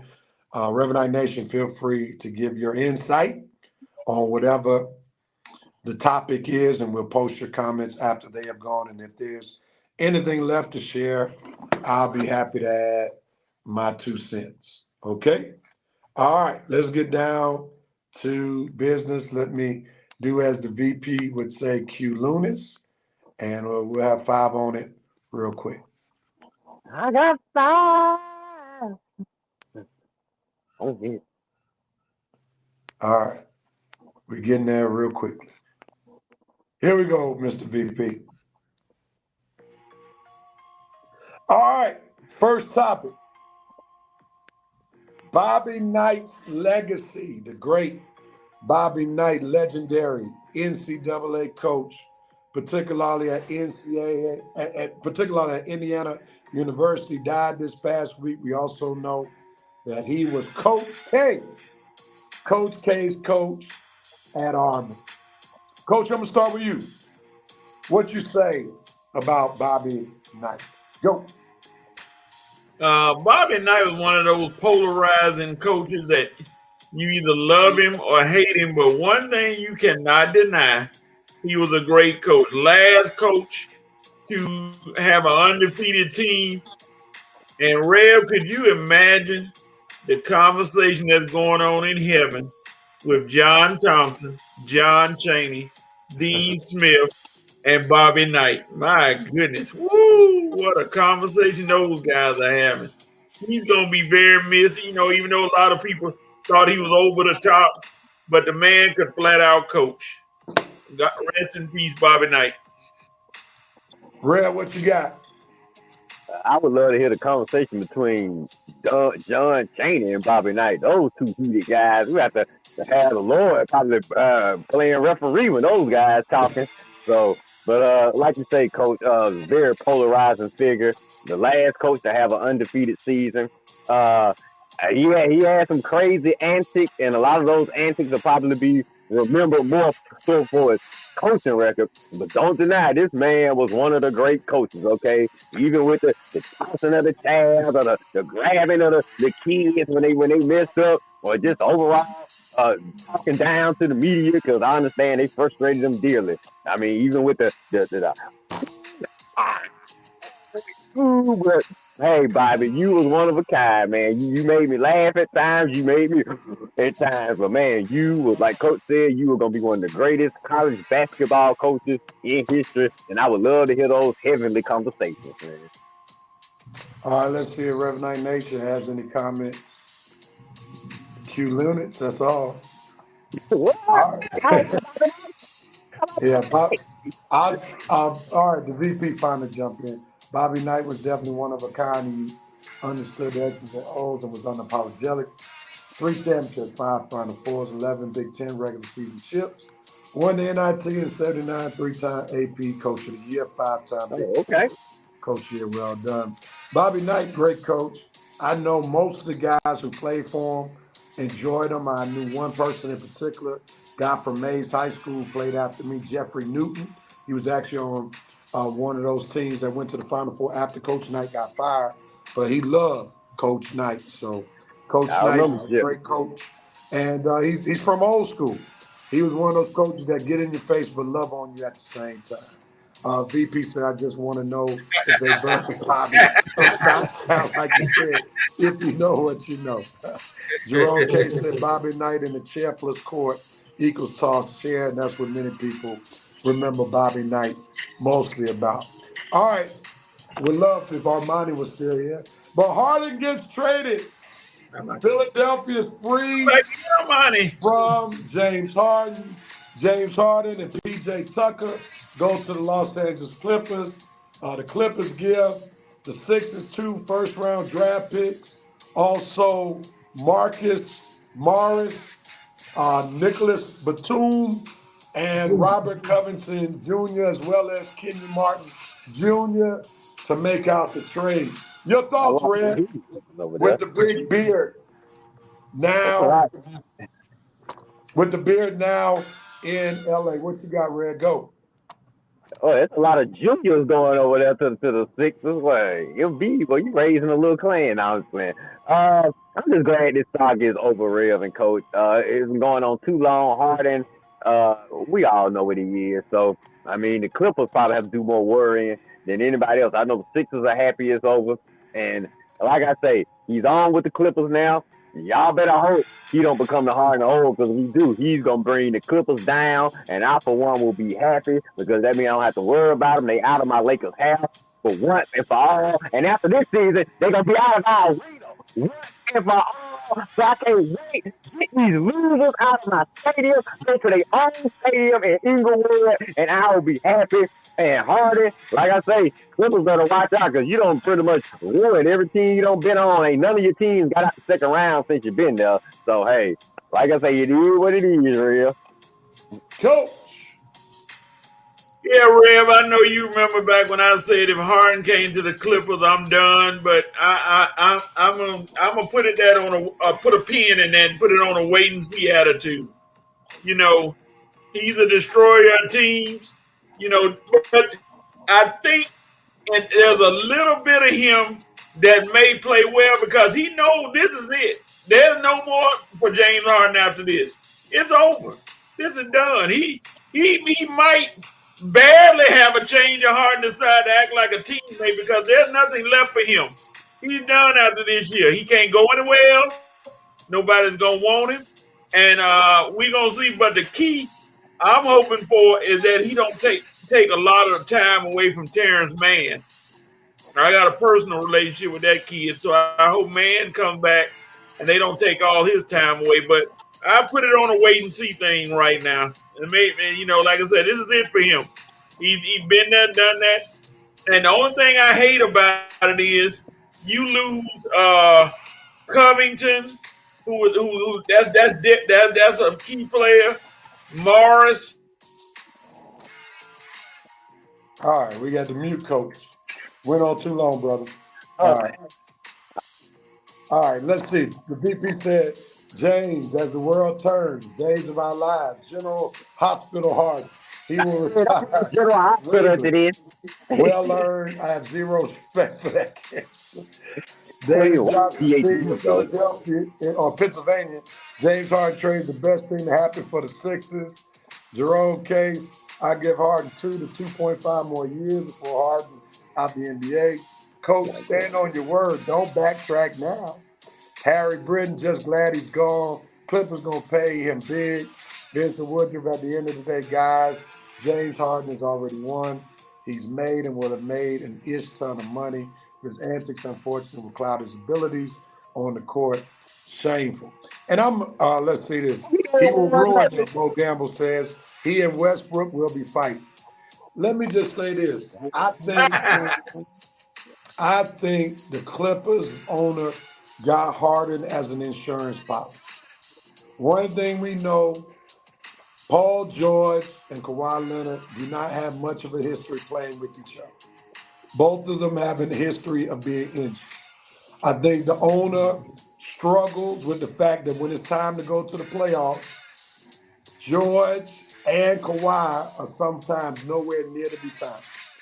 So he says, let me get Harden, who somehow gets the chance to play, so I can at least have somebody credible along with Westbrook to play in the playoffs. Now, I don't think it's going to go well if all four of them are healthy, especially after Harden just talked about, I don't play in a system, I am the system. I am the system. Good luck with that in LA with Kawhi Leonard and Paul George. Yeah, coach, you still think positive things, coach, with that attitude coming up in there? I just look at a coach like Ty Lue, who can handle stuff like that. Ty Lue is not gonna let him run that team. He gonna shut that down and gonna be like, hold it, partner. This the Clippers coach. You either listen or we'll ship you out. You know that's a good point. Has a problem. Ty Lue ain't gonna let the beard run his team, but at the same time, he can still bring just a lot of distraction. It's just a distraction I'm thinking about. I don't think Ty Lue gonna let James Harden control him, but just a distraction and just a drama, because they already had their own issues before Harden. Now you bringing another issue over there, but really. Check out that question right there that Jerome said. Yeah. Hey. Just real quickly, is Harden a Hall of Fame player? Yes, he's going to Hall of Fame. Yeah. I don't know why he wouldn't. Crazy people getting Hall of Fame. They don't have no, they put anybody in there. So here you go. All right, now let's on to the next topic.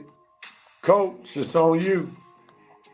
Pickens picking a problem with Pickens. Yo, Pickens, that's what they call it. I forgot what they call that in school. Is in some term for it. Yeah, there you go. He's already backtracked. He had his little moment. He's already started putting stuff back on, which I don't really care about because I don't care about social media. Maybe he did it to get away from social media and get away from people downing him because he didn't tap his foot one time. They forgetting that the man had 4 games with over 100 yards receiving. All those people that downing him, calling him this and that. Okay, but he's still productive. He didn't do anything because now Deontay Johnson is back. And one thing about Mike Tomlin, he gonna keep Tomlining, and he gonna keep winning. Red, what you got? Pickens. Let's see. Coach, I think he's just blowing out some steam. Yeah, I mean, any problem you have, they're not going to trade you. So I don't know if you're trying to get out of town, but he should be okay for the rest of the season. But now, if I'm Pittsburgh, dude, we keep having these issues. I might have to think about constantly asking him, are you with us from the long term? Or do you think you'd be better in the new surroundings? Because I'm not going to keep putting up with all his attitude or whatnot. So I'm dealing with it the rest of the season. But after the season, me and Mr. George going to have a long talk. And I'm talking about Mike Tomlin. Me and Mr. Pickens and the GM, we're going to have a long discussion and figure out his future with our team. All right, let me see if there's any comments before I chime in. No. I'm going to chime in. I think Pickens is looking at the long-term issue. He realizes that Pickett is not a great quarterback. Number one. He recognizes he was a second-round pick. So it's not like he's getting big NFL dollars right now. He's trying to make those dollars by 2026. He'll only make over $2 million in 2025, and then he's a free agent. He already sees that Deontay Johnson is Pickett's preferred target. Because while Deontay Johnson was on the shelf, Pickett was getting over 100 yards in receiving. Yep. Past 2 games with Deontay Johnson back, Pickett has a whopping 3 receptions for 20-some-odd yards in 2 games. Oh, so that's what it is. Deontay Johnson's back. Oh, Yeah. So Well, I think Pickens sees the handwriting on the wall. You got a limited quarterback who only has an eye for one receiver, and it's not me, and I ain't got paid yet. nope. So, Coach, does Pickett make it beyond this year, or does Pickens wind up going on another team? You know, I really wish that the Steelers didn't have a long stretch until they play again, because he could get on the field and they could resolve this by throwing in the ball, but they don't. So this is gonna fester for a while. I think they work it out. I think they all stay. They gonna Pickett's gonna learn, or he's gonna have to learn on the fly to spread that ball around, and Pickens may have to do like A.J. Brown, go whisper in his ear, I'm open, dog. I'm open. Then see what happened with A.J. Brown. He'll start catching everything. But, so, hey, he may have to whisper in his ear. I think he's going to work it out. Because or either Mike Tomlin, like you said, Mike Tomlin going to get in his ear. One of them. All right. really? Can't y'all use him in KC? Yeah, but it's called salary cap. and let's rest assured, Pittsburgh ain't giving him up for cheap. Nope. That's easily a first rounder. Easily a first round. But they're Well, they not. better start using him then. I agree, but then that shows the deficiency of one Matt Canada that Mike Tomlin hadn't gotten rid of yet. Pickens is going to go to the bench before the end of the season, then get traded. Is that Claypool action coming into the hand? Oh, God. What? You bringing up Claypool, who done been to his 3rd team in 2 years? Come on now. Not Claypool. Who brought up Claypool? No, I brought up Claypool because they had Claypool and wound up trading him. Oh, Real okay. quickly, man, before we move to the next topic, let's say what's up to Sister Dana. What's going on? Sister Dana, glad to have you rocking with us. All right, How you on to the doing, next Miss Dana? topic. On to the next topic. Ritter finally gets benched. Hanky gets the nod. Hanky, whatever his name is. He gets the nod. Red, you're the Falcons fan.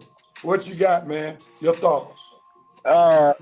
You had to make this move, Rev. You had to make this move. Could have bought Ritter, started Ritter after Heineke came off the bench last week and put up 20 points instantly, and Ritter struggles to put up 10 points and a half. So you had to make this move. The season is winding down. You got to see what you got in this guy. If you keep playing Ritter and with the mistakes he makes constantly, the season would have been lost. With Taylor, we still have a chance. The division is weak. The division can be had. You have to put an experienced quarterback with the team that the Falcons have. The Falcons are built to win now. They're not built to see what you got at the quarterback position. They're built to move and to go places now. So we have to have an experienced quarterback that knows what he's doing, and that's why we made the move. I still don't like it. I would say you make the move, but then you got a backfire capacity on it. If it works out, then what are you gonna do with Ritter? If it doesn't work out and you had to go back to Ritter, it's a problem. But hey, let's see. Heineke has proved himself somewhat, and he did decent in Washington. So if he comes in and he does his job right, hey, all's well that ends well. All right, let's see if Rev Night Nation got any comments about this. We got a few. Told y'all so about it. Hanky, the Dixon way. Let's see. They had to make this move, and if it doesn't work, Arthur Smith is gone.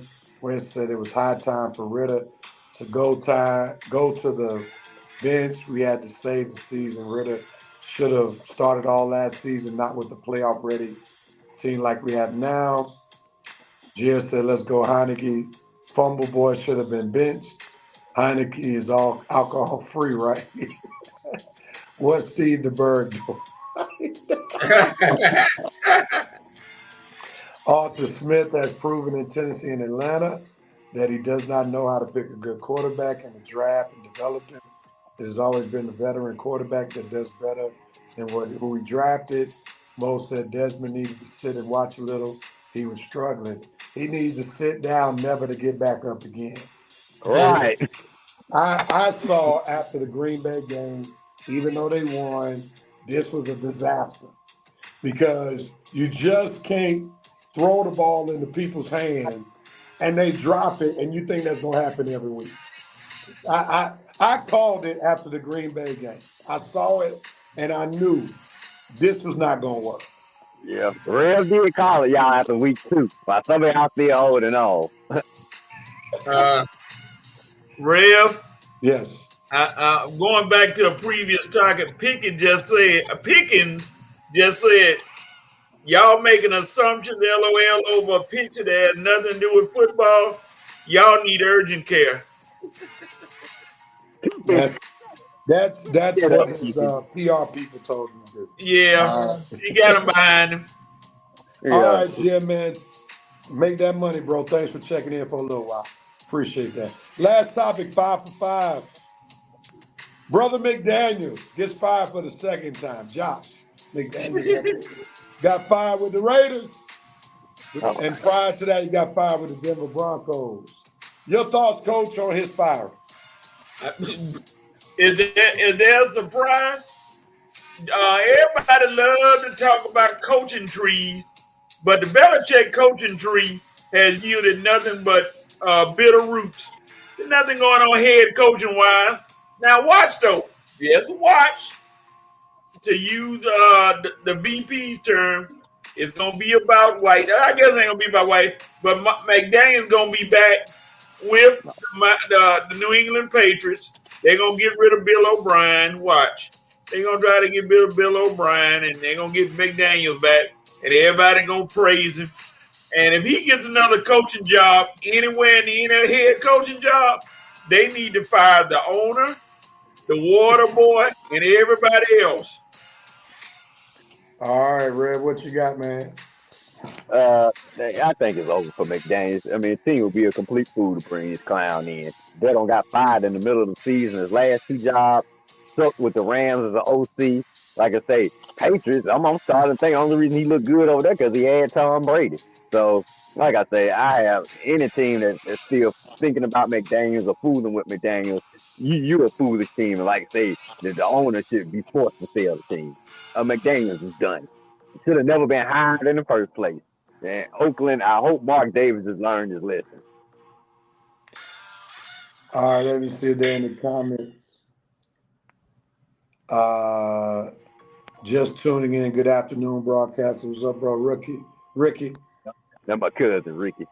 Pretty Rickies, that's what they call them. Mo said Tom Brady made them look good. Yeah. Danny Johnson said good coordinator. Sorry. Head coach. Mo Gamble, Belichick has no coaching tree. VP said in the words of Smokey, how do you get fired on your day off? All right. And going back to Rita needs more time. Needs more time to fill out a job application for another job because you don't Yeah, need no more time as a quarterback. exactly. Uh, What are you talking about? You need more time. More time to lose for nothing. What I don't understand about these guys. Do you have to see before you realize a guy is trash? Stop talking about more time. Stop talking about potential. Stop talking about upside. He is done. Ritter is trash. I want to see him play football again. Please. Look at these stars out there. The boss sit up there and lose game after game after game. And these crying still talking about, oh, well, let's give him a little time. Oh, yeah, he just needs a little bit in the middle of that. He don't need a little nothing. It's just get out the NFL and go sign a little application that says insurance salesman. God, sick of these dumb fools talking about little time and potential. He is sorry, Alexis. He is God. That's what we need to make. Trash, dirt, sorry. He don't need to play again. Damn. Fans all over America still think this guy has a future if he just needs a little more time, a little better coaching. No, he don't need nothing except to be exited out, get out. Thanks for enough. We have seen enough, Ritter. Thank you and goodbye.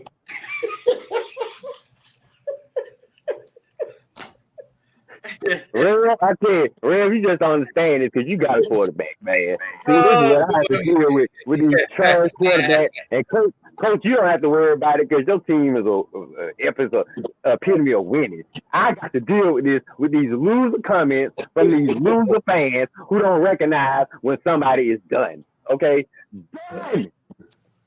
oh my God. Oh my God. Oh my God. That's funny. Yeah. That was epic.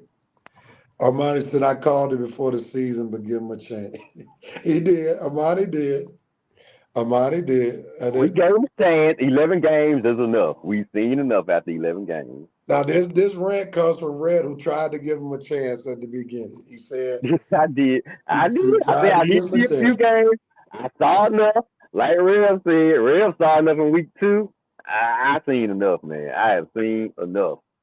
And then Arthur, I don't know if fans keep talking about Arthur need to go too, Rev. I mean, we ain't done. We ain't completely. We got rid of one guy. We need to get rid of the other guy. Get rid of him. That's good. I like that. Well, that's right. That's pretty good. Red is going to need some blood pressure greens. I said it after his second game. He's trash. He hasn't shown any improvement at any point, for sure. Is that the Yeah, y'all. last? I'm gonna drive myself. I'm gonna have a heart attack thinking about y'all, these dumb Falcon fans and they dumb comments. All right, man. He might be there. He might have a little something. He ain't got nothing. All right, man. Let's get to these NFL picks. I got to go across the street to this little function real quickly. All right, y'all, wrap it up. Before the women's ministry gets on me, they having a bazaar. That real. Yeah, wrap it up real quick. So we're gonna do these picks and then I'm gonna let y'all close the show out. All right, here the standings real quickly. And Red, man, thank you for that laughter. I needed that. Appreciate it. Here we are with the standings. Coach, Rev and Armani went 7-4 last week. Red and Coach went 6-4. Coach still has a nice lead, 5 games ahead of me, 6 games ahead of Armani, 10 games ahead of Red. So we see Coach is trying to sneak away, but we're going to have to reel him back in at some point. All right. So we got quite a few games. Revenite Nation, feel free to pick alongside with us. This is probably best week of games. So we got some serious games, and I'm sure there are going to be some different picks that are going to be made amongst us on today. So let's get it ready, man. Let's make these picks. You better get over there, Ray, in a few minutes. Was Dana saying something? Oh, yeah, she got kicked out. She probably didn't need to be over there in the first place. Yes, get over there. Anything from my table. I'll hook you up. I'll get something. Did Sister Dana bring her crash for the ladies auxiliary? She did. She did. She did. She don't need to be there. She need to be resting. All right, here we go, gentlemen. First game, Coach, you picking first, Rams versus Packers. Yeah, it's an iffy game. Well, Rams, because the Packers, they don't love Jordan anymore, so I'm going with the Rams. Who you got? Yeah, I'm with the Rams. I've seen all I need to see from the love doctor. Packers, you made a pick and you made a bad pick and you let them sit for 3 years. That's on you, Rams. Tough, man. I'm going to go with the Rams just because Jordan Love, I have no more love for him. So I'm going with the Packers. All right, VP got Packers. Winston got Packers. Eric Parker got Rams. Nando Rams. Stafford hand hurt, but Rams. All right. On to the next one. Red, it's on you. The Giants versus the Raiders. Who you got? Giants versus the Raiders. Wow, I ain't even seen who picked the game like this. But these two losing teams, the Giants coming off a bad loss, the Raiders just coming off a always loss. You know what, Raiders? I'm gonna go with the Giants. Giants got a better defense. Raiders starting a rookie quarterback, and we got to let Antonio, get his print on the team. This is his first game. I like the Raiders making the change, but I'm gonna go with the Giants. The Giants got a better defense. They should have won last week, so they'll be a little more prepared than the Raiders, who dealing with some turmoil this week. I'm gonna go with the Giants just because the Raiders had a tumultuous week. I know I'm mispronouncing that word, Coach. I'm going to go with the Raiders, man. I think the Raiders have a sense of rejuvenation now that Josh McDaniels been fired. I remember last year when the coach fired their head coach, he brought in Jeff Saturday, and he won his first game. I think there's going to be the conscious effort to get Devontae Adams the ball. So I think I'm going to go with the Raiders, and I think the Raiders will win at home. Who you got, Coach? Raiders. I think Antonio Pierce, the players already like him, so they're going to play for him. They like what he's done. He's been in the organization. And the Giants, who trusts the Giants anymore? I'm going with the Raiders. All right, G said there's a It's toss-up. embarrassing me on the pick now. But Eric Parker got the Giants. Winston got the Raiders. G got the Raiders. Vincent says Giants. Tyrod playing. No, I think Daniel Jones comes back tomorrow. Dana Johnson got the Giants. Nando got the Raiders. Mo got Giants barely. Dana Brickers, because I'm still in recovery mode trying to get these. Oh, because she's talking to Vincent. All right, next game is on me. Chargers versus the Jets. I'm going to go with the Chargers, even though the Jets are at home. The quarterback play for the Chargers is much better than the Jets. The Chargers can put up points, even though the Jets have a very good defense, but I don't think they're going to hold Herbert under 20 points, and the Jets have been struggling trying to get 20 points. So give me the Chargers. Who you got, Coach? I'm going to go with the Superchargers, baby. They feel good. They're playing well, and I still don't trust Zach Wilson to throw the ball in his backyard. I'm going with the Superchargers. Ray, who you got? Go with the upset. Take the Jets at home on Monday night. I don't trust Staley. I don't trust Herbert. I don't care if he beat the Bears last week.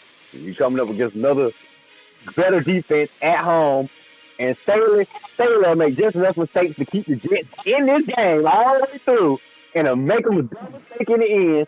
Just kick another field goal and win. I ain't saying it's gonna happen, but it might. And just for my record, I hope so. Jets. Well, I hope you're saving that money because dinner looking real good on you. Jones playing, I'll take the Raiders. Talking about Daniel Jones. Let's see. Eric Parker got the Chargers. G got the Chargers. Winston got the Chargers. Nando got the Jets. The VP said, oh, he's talking to Sister Dana. Bo said Chargers barely, but their defense sucks. The VP got the Jets. Dana Johnson got the Jets. Moving on. Seahawks versus Ravens. Coach, this is on you, brother.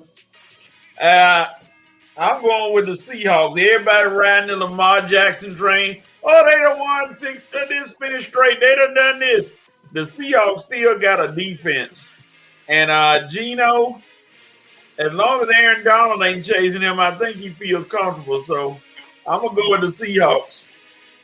Red, you joining that Seahawks train? Absolutely not. I'm going with the Ravens. Ravens got a defense too, coach, and they defense a little bit better than Seattle, and they quarterback a little bit better than Seattle. I don't know too much about the playmakers, but I think whoever out there, Lamar make it happy with them. As long as that running game going, that defense playing, Ravens got a chance at home. They're gonna represent Ravens. I'm joining Red's commentary. I got the Ravens as well. Geno used to doing well with the 12th man. 12th man ain't going to help him in Baltimore on tomorrow. So give me the Ravens. Let's see what Brevinite Nation says. Wait, they playing in Baltimore? Yeah. Yep. Okay. Winston got the Seahawks. Eric Parker got the Seahawks. Nando got the Ravens. G has the Ravens. Dana Johnson got the Ravens. L. Jacks will take this one. Ravens, though, I hate them. All right, on to the next one. Red, it's on you. Buccaneers versus the Texans. Who you got, man? Okay.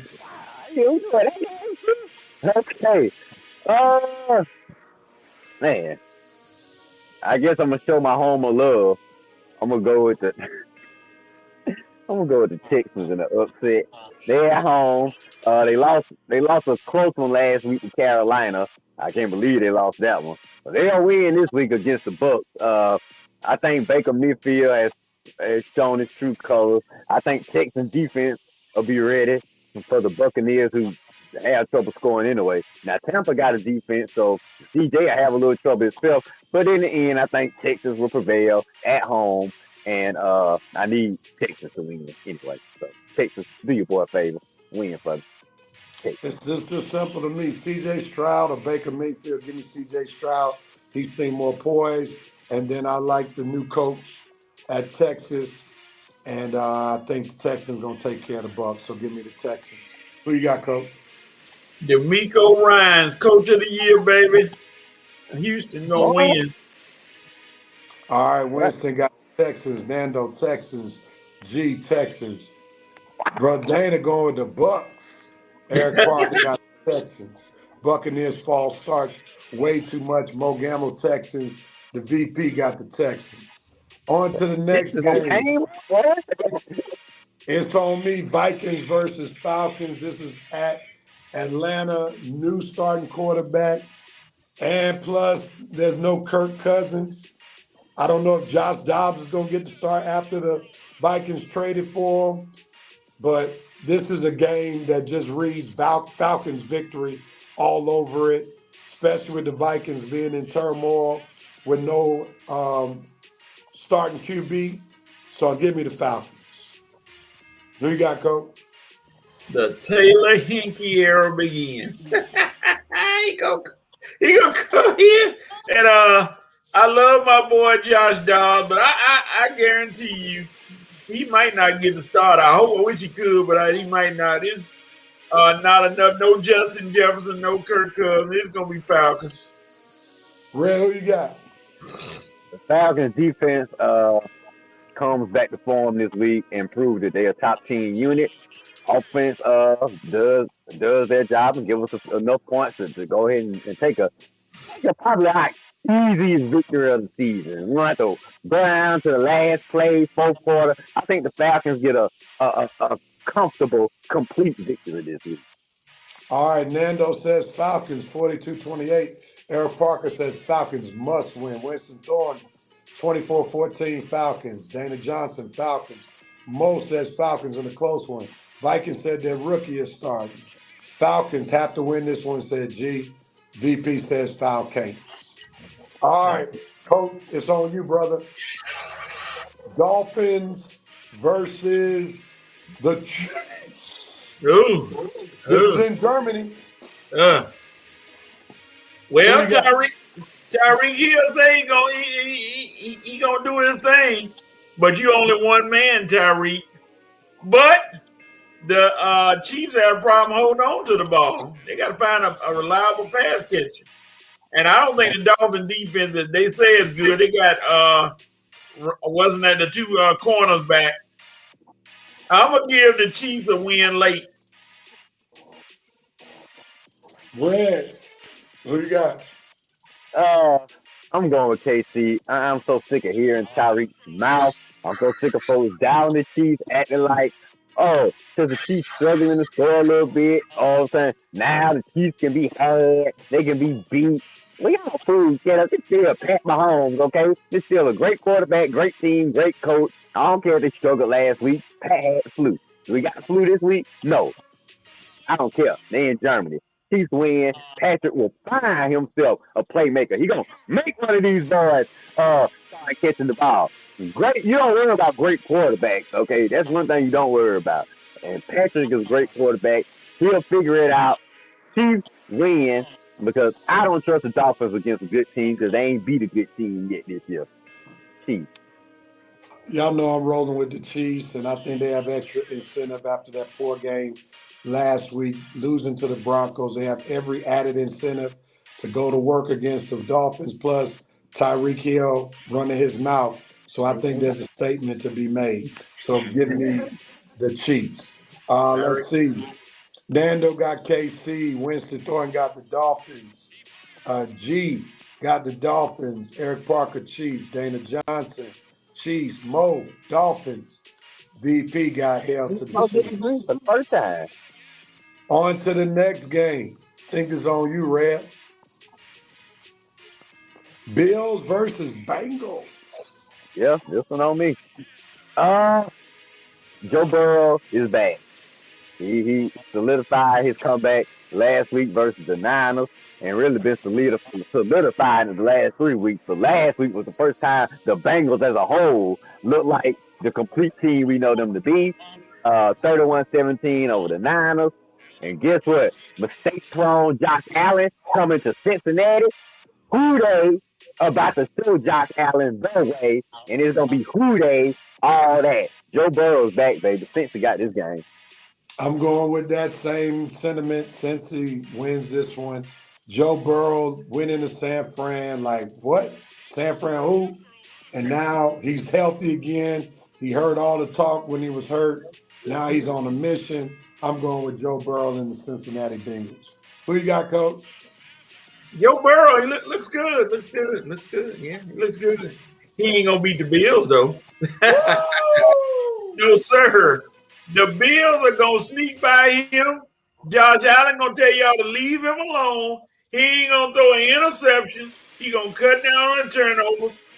And I just don't think the Bengals gonna win. Now, I'm gonna throw in a side note. I want both the Ravens and the Bengals to lose. That's what I thought. That was more motivation because he's a division rival. I already knew that was the motivation behind it, especially with your team winning this past Thursday. You don't want them to get too close. I understood the motivation behind that. I got it. I hear you.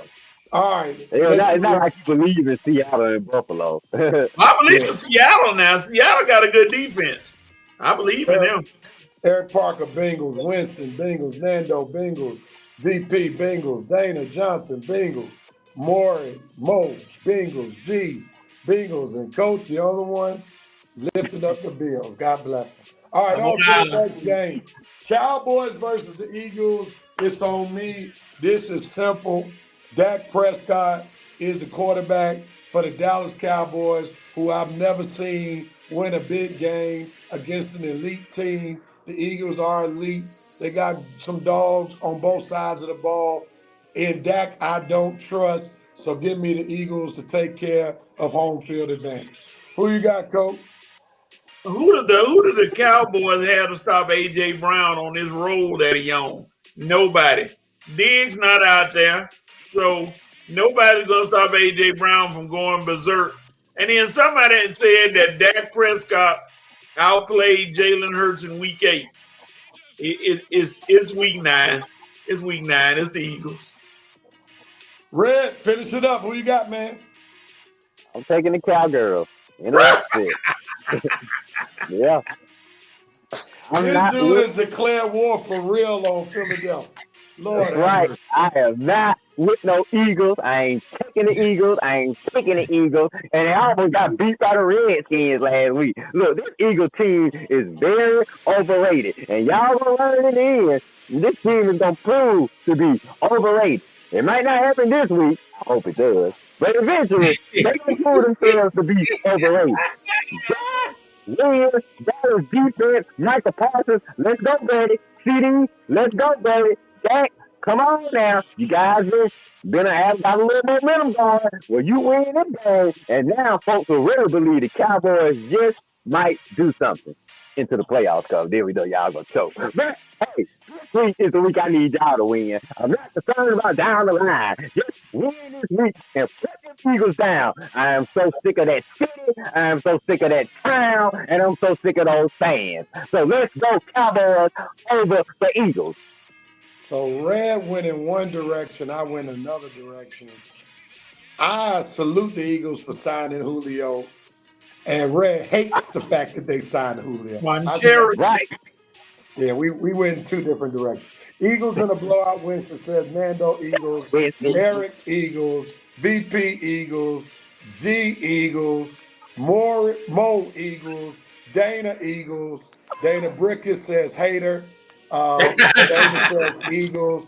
Eric Park, I agree with Red on the Eagles, but Cowboys always choke on better teams. All right. So that concludes. What you want? You know today, man? I love this Cowboys. All right, gentlemen, I'm out. Y'all conclude the show. I'll see y'all next week. And thank y'all, Reverend Night Nation, for blessing us. Let me now take my body and my money across the street. All Get right, some, good. get some of that good cake, Rev. All right, will do, man. Y'all take care. Peace. All right, Real. All right. Almost hit the wrong thing.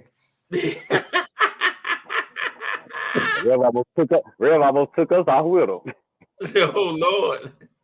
Man, we've been in serious trouble. All right, let's see. All right, you have the right. We didn't want to know what people had the right to do and who had the right to do what. All right, Red, go ahead. All right, before I get into that, coach, this clown don't. After all that trash he talking, now he finna sign with the Bears. I thought you had Montez Sweat. Oh, Keith Sweat, brother. I thought you had to take a minute and figure things out, Montez. Man, I'm glad the Falcons didn't sign you. You ain't nothing but a doggone sellout. I thought you didn't really want to be with the Bears. Lord, that money sure does talk. Well, go over there, and I hope you suffer with them, too. Y'all ain't going to win nothing over there. God. Anyway, Montez Sweat. Dana says you're not a fan of yours. I know it hurts. She's not a fan. Oh, Dana, she don't cut me off now. Yeah, she said not a fan of Red. Okay, Dana. I know you all emotional right now. It's okay. But anyway, I'm sorry. It's nothing personal. Nothing personal with you. But I'm not rooting for the Eagles, the Sixers, or the Phillies. No time soon. Oh. I am declaring war against those teams. Or those teams have been a bane in my existence against my team one way or another, and I'm sick of it. Well, no, actually, the Hawks beat those Sixers, so I'm that the Hawks. The one team that actually beat the Philly team is the Hawks. Well, you know I can't depend on them, so I'm gonna have to find another team to hate on the Sixers. But anyway, nothing personal, Miss Dana. Nothing personal. Anyway, you have the right. The Hawks and Lakers, you have the right to start this NBA tournament off with a win. I'm not sure where this tournament gonna go, but I would like for my teams to be right dab in the middle of it. So Lakers and Hawks tonight at 7:00. Let's get it started. Win, baby. All right. My you had the right goes to USC. USC, you can do a lot of good by knocking off undefeated Washington and trying to do some damage to some seasons. Y'all can be a sport and get back in a New Year's Six bowl. Even though you're not gonna make playoffs, you can get back in the bowl by whooping Oregon and USC. And Washington. So Washington first Got to control that boy Penix because he's a bad man. All right, let me see something. Winston said Sweat should have been a Falcon, Yeah. but we'll get him in the offseason. No, we ain't getting him because he just re-signed with the Bears. That's what I just said. He re-signed with the Bears for a multi-year deal. Oh, he did multi? So, yeah. Yeah, all it is. That's what he signed with the Bears.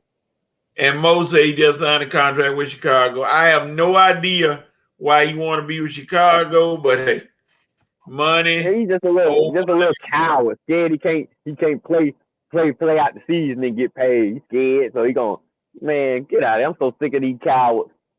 Uh-oh. Go with a losing team. Vincent said, Purdy, you had the right to give it Red's dealer and recoup this bye week. We need you to get back to being a responsible quarterback. Stop putting your team in trouble, sucker. Yeah. Hey, right. And why you talking, Winston? My dealer happened to be a 49ers fan, and I be clowning him too. Every time he come over, I be on him. Dana said the Eagles had a right to not play with these Cowboys and win. Sister Dana, you have the right to continue to get better so we can keep you on the show for the next 20 years. However long the Red and Rail Sports Show come on. So keep working. We praying for you, Sister Dana. We gonna laugh, but we gonna pray for you. Okay, Winston said they just re-signed him. I had to get off for a second. Yeah, he just got re-signed. I mean, he just got signed long term. So hey, and with that being said, let's see here. That's it. With that being said, see if I can find the exit music. And that's not the exit. Y'all next week. We will see you all next week. Same bat time, same bat channel. And Nando said Montez is a true sellout. But it's okay. All right, G, thank you for showing up. Thank you, everybody, for watching Red and Red Sports Show. We'll be back next week. Episode 300. We'll be back to see you all. Take care. Peace.